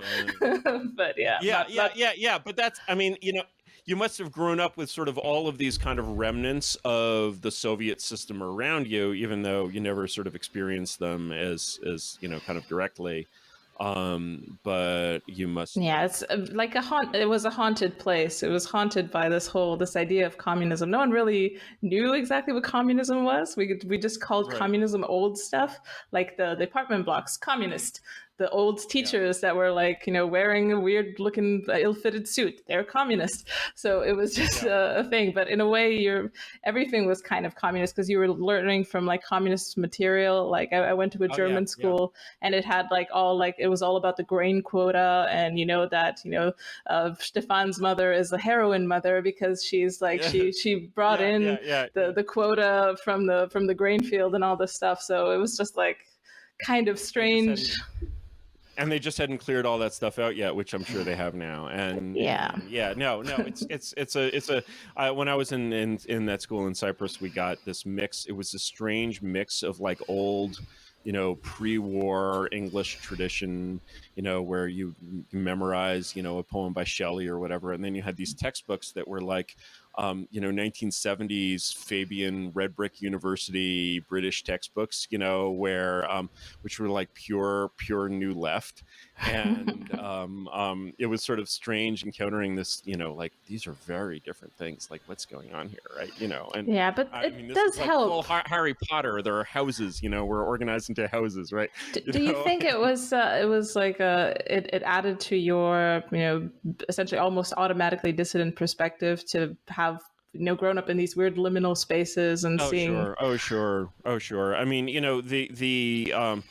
Cyprus was so strange because they had this strange ethnic conflict, right? And one day I'm I guess 11 and I go to school and we don't have the internet there. I hadn't checked the news and I wind up in class and I'm in, the English school is a somewhat international school, but it includes a lot of just the international class of Cypriots, right? So there's still Cypriots, and I go to school and it turns out that Turkish Cyprus has declared independence. So this is 83, 84, something like that. So obviously there's going to be no school today. Obviously school is going to turn into a demonstration, which is going to turn into a riot. And I was all for going with the demonstration. My brother grabs me and he's like, no, we're going home. But I'm like, holy shit, man, let's kill the church, right? And you sort of just see, the emotion of being in one of those riots, one of those mobs. You've seen, of course, all the videos from old Romania with the hole cut out of the flag, and it got it got intense there for a while, but it's still, even that movement on the scale of 20th century craziness is very small, Yeah. so you're seeing, you're certainly seeing this kind of decline in energy, but Yeah, exactly. Are you ready for the quick fire round? Where I have a few questions that you could just say yes, no to. All right, I'll try to keep them. I'll try to keep it real. Curiosities. Right, Number one, right. do you know who the real Satoshi Nakamoto is? Yes, no. No. Okay. Probably not. Probably not. Okay. Yeah. People I have a guess, keep but I'm hoping. not, I have a guess, but I'm not sure. Okay. You won't share that guess with us. No, I won't. But it's a common guess, so it doesn't matter. Okay. Do you own a sword? No. Your diet and fitness regimen, very shortly. Terrible. It's terrible. Okay, like libertarian, I understand. What toothpaste are you using, and is it still Tom's of Maine? It remains Tom's of Maine. I'll always be a devoted Tom's of Maine user. Sometimes I can use the sweet toothpaste if I'm traveling and there's nothing else. But I don't know what Tom's of Maine is, but I'm also an anti-sweet toothpaste person, so I agree. It has to be vile, or else it doesn't work. Do you still believe Hitler was gay? Yes. Okay. No. Have you ever been in a room with Dan Crenshaw? No. This is an interesting question. It's from Jeffrey Miller, the evolutionary psychologist, biologist. Will Martian colonies have to be governed by a neo-cameralist or formalist structure to work at all, given the danger of schisms on a hostile planet? The problem is I can't really see Martian colonies as very realistic anyway, so I can't really answer that question because it's not like this answer. Yeah, I'm not into it either. So next, try Antarctica first. Okay. The next ones are the simple, based, or cringe. Dune, based or cringe? Dune, the novel Dune, book. Dune. Oh, yeah. Dune. Yes, Dune is very based. Very based. Good. Mormons, based or cringe? Based. Eric Weinstein, based or cringe? I'm going to decline the answer. And I think that was a quick fire round. I really like it. All right. The last question before the question where I ask you to recommend us a book. You've already recommended several, but maybe you have one that's juicy, and maybe if you've held it back. Is do you have what's your best white pill? Is there like some hopeful narrative that we can claw up onto to see us through this? I think the most hopeful narrative that I have is essentially the weakening of political commitment in the 21st century, and the sort of increasing resemblance of the citizens of that century to the sort of normal people of all times who are completely depoliticized, has pros as well as cons. Its cons are obviously you're looking for the energy, of some kind of resistance, right? As these incredible atrocities are being perpetrated on the citizens. I was reading the other day that can't trust this statistic completely, but of new jobs created in the last year, 2/3 are going to non-citizens. I mean, it's just that would have driven the Americans of 100 years ago just completely bananas, right? And the completely bananas. And so you sort of lack this idea of collective self-interest is even, considered contemptible. And so the thing is, when you're imagining sort of conditioning your regime change on kind of a change in collective self-interest like this, or an aggregation of collective self-interest into kind of force, and you realize, wow, this force is much, much weaker than it used to be, then you're you're really disappointed, and you forget that the force that is holding the regime in place is made up of the same material. And just as, the commitment to your sort of side is becoming weaker, so is the commitment to their side. People's faith in their institutions is headed. No, it's not a rock bottom. Oh, it's got quite a ways to go. But is it going up?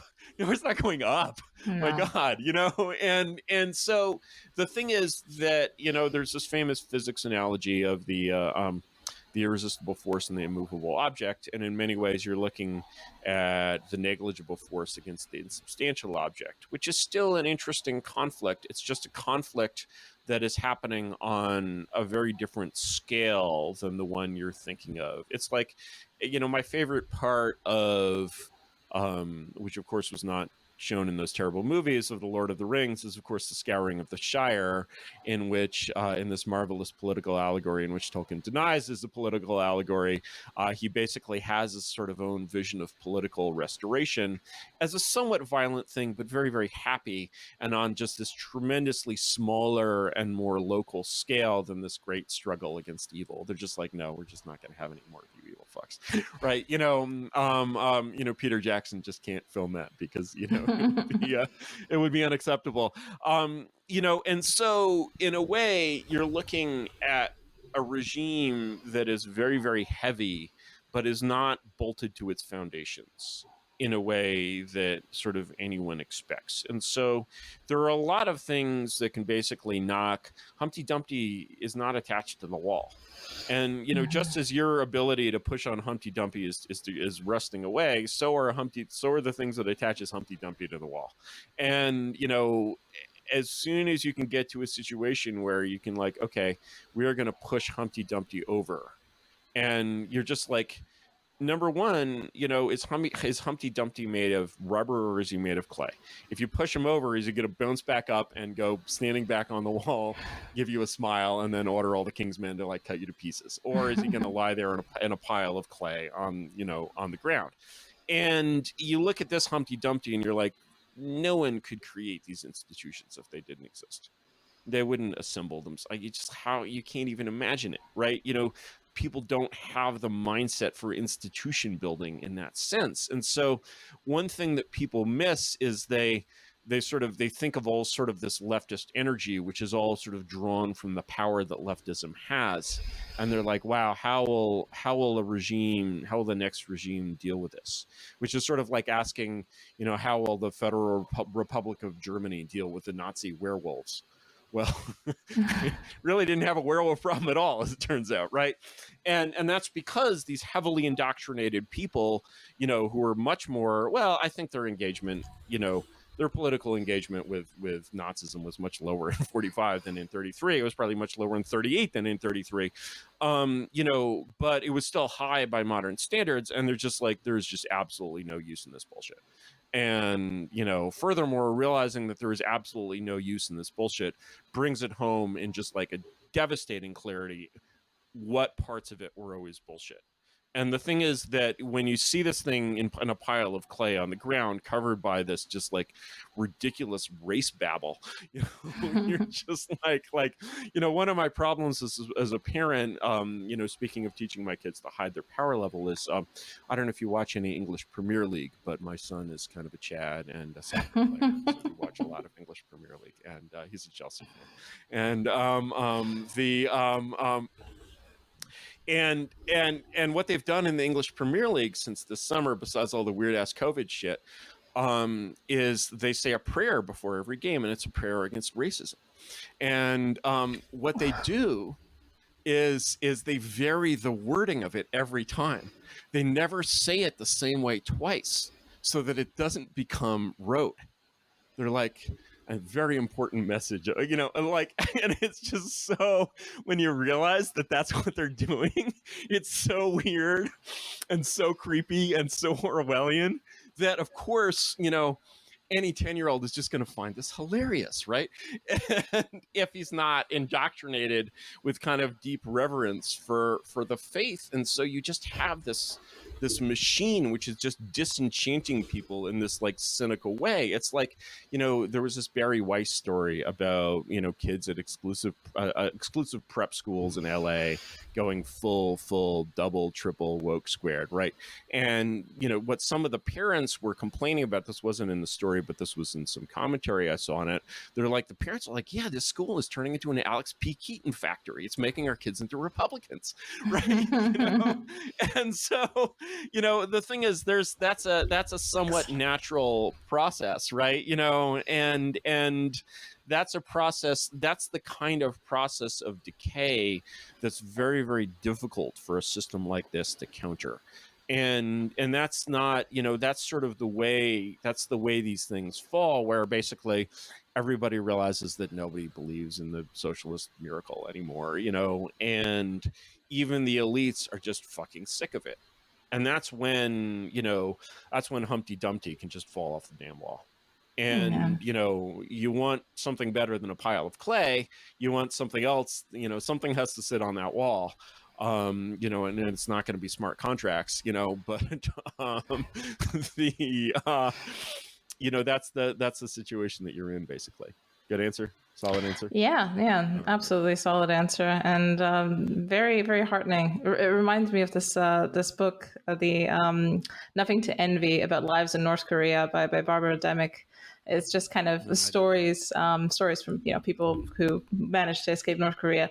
And there was this the story when the great leader died. I think Kim Il Sung. Students in the courtyard were supposed to all start wailing and having all these fits. And then one of the students noticed that one of his colleagues was wetting his handkerchief and making his face wet. Wow. so that it looked like he's crying. And that was his, that was kind of like a, totalitarian red pill moment, because they were like, aha, okay. Everyone's doing this.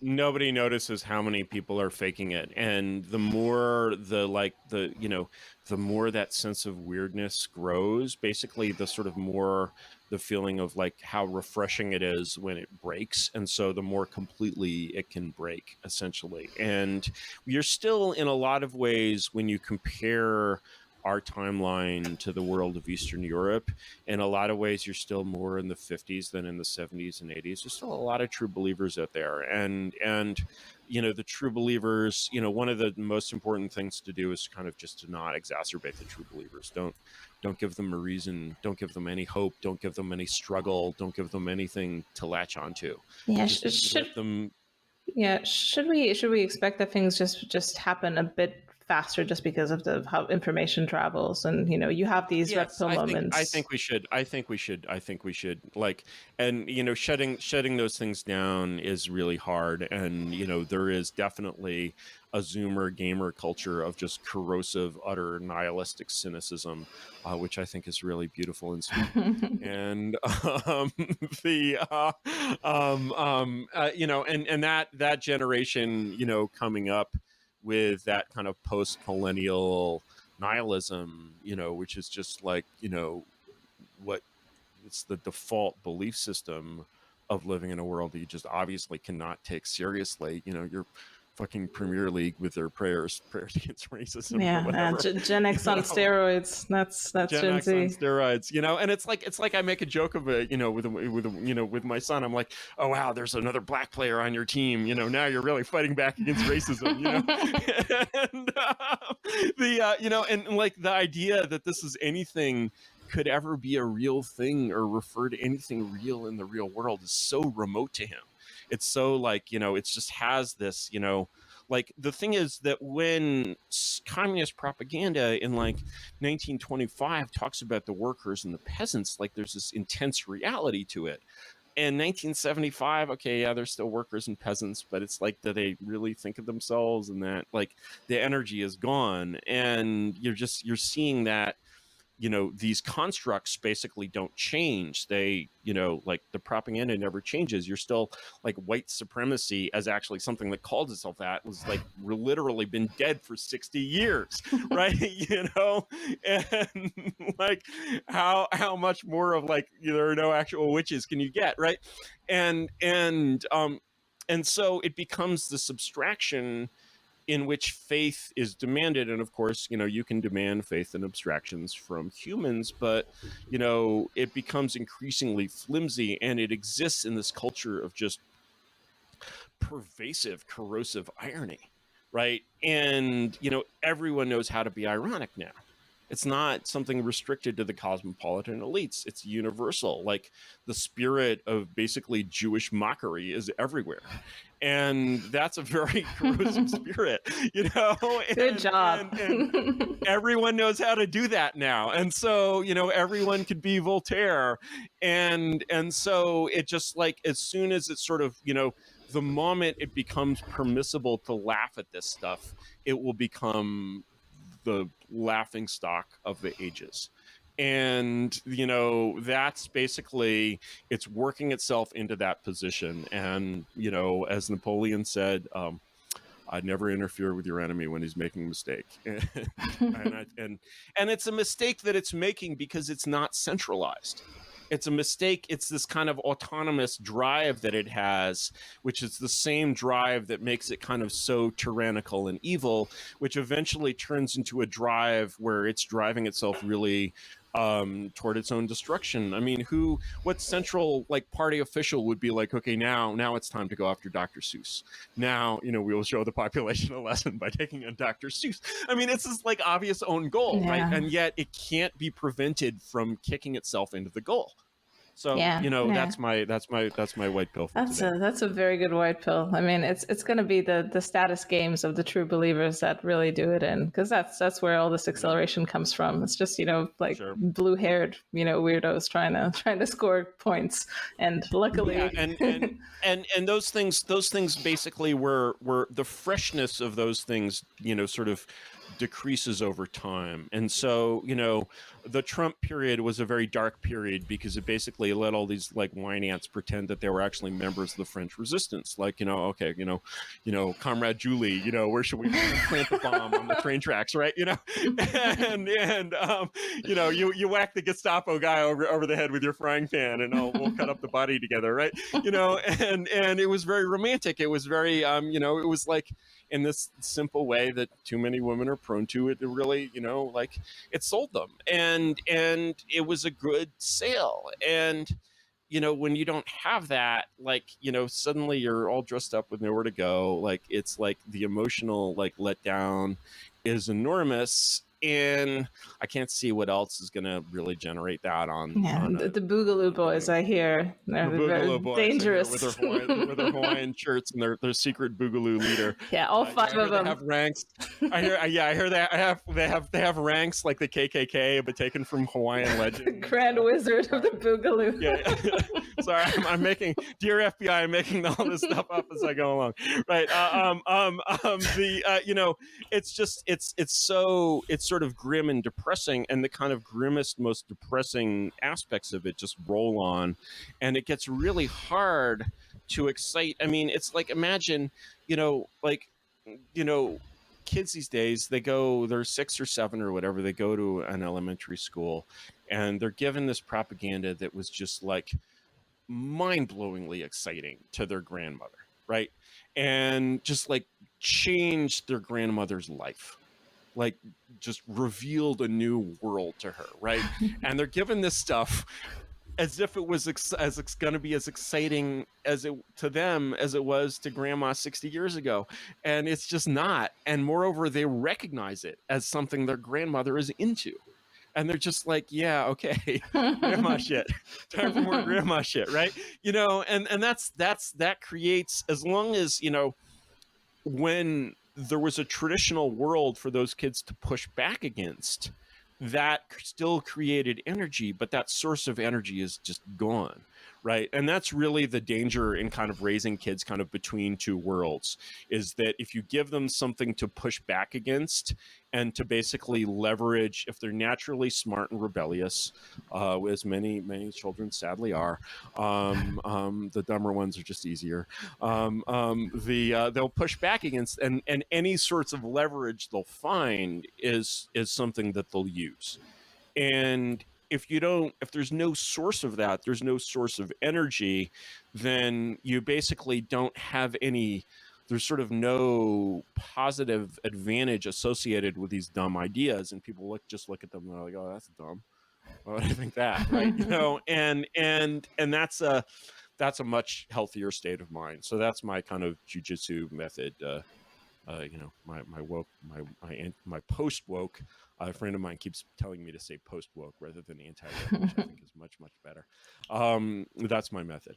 Yeah, I like this method, and interestingly, and you've come to the same conclusion as my husband, because he was just saying, yeah, you're not going to lock our children in a bunker.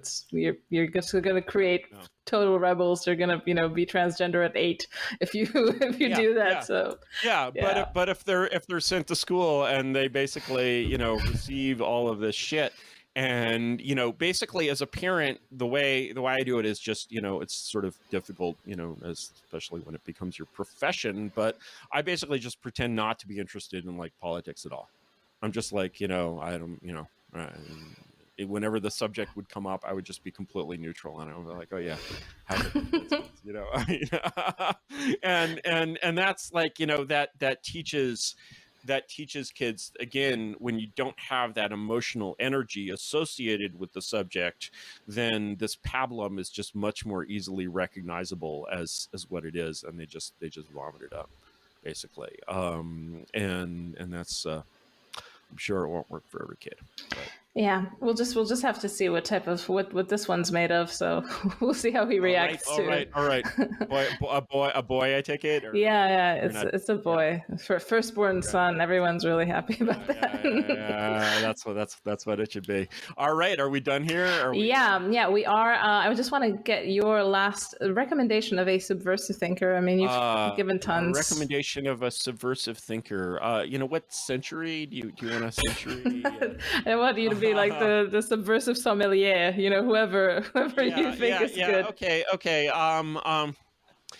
I think that people really haven't read enough George Fitzhugh.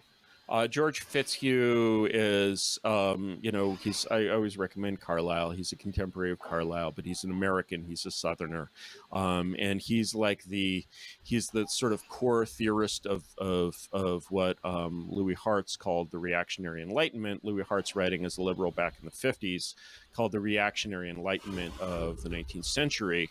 And he's essentially, some people will basically take Fitzhugh's ideology as that of the Old South, which is by no means the case. The Old South really saw themselves as the heirs of the Glorious Revolution. It was people like Fitzhugh who were like, no, actually, we're undoing the whole thing here. That's what we should be doing. That's not what they actually were doing. And Fitzhugh is also a wonderful writer. He's really, he's going to like remind you of like a pro-slavery Hunter S. Thompson, my kind of guy. and so the thing is you've never really nobody's ever really sort of been exposed to a kind of writer of this and his as a philosopher he's really much deeper than Hunter S. Thompson, but as a writer he has a kind of similar sense of fun in some ways in a 19th century sense. And whether or not you agree with Fitzhugh or what you agree with Fitzhugh on, you'll basically find you're like, wow, I've never read anything like this, and that's like that's an experience you shouldn't be missed. Awesome. So yeah, okay, let's and then if you're interested in Fitzhugh, you can follow up with Richard Weaver's The Southern Tradition at Bay, which is written in the 1930s, and it's kind of a history of that stuff. And then there's actually a modern work. I think I may have it here. I can't find it. No, it's in a different bookcase. There's a modern.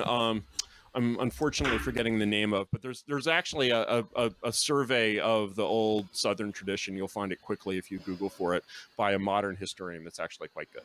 So you gotta let the devil have his due. But yeah, if that world, and for a woman, actually, I had my daughter recommend all 12 of you out there, possibly 2 or maybe just 1.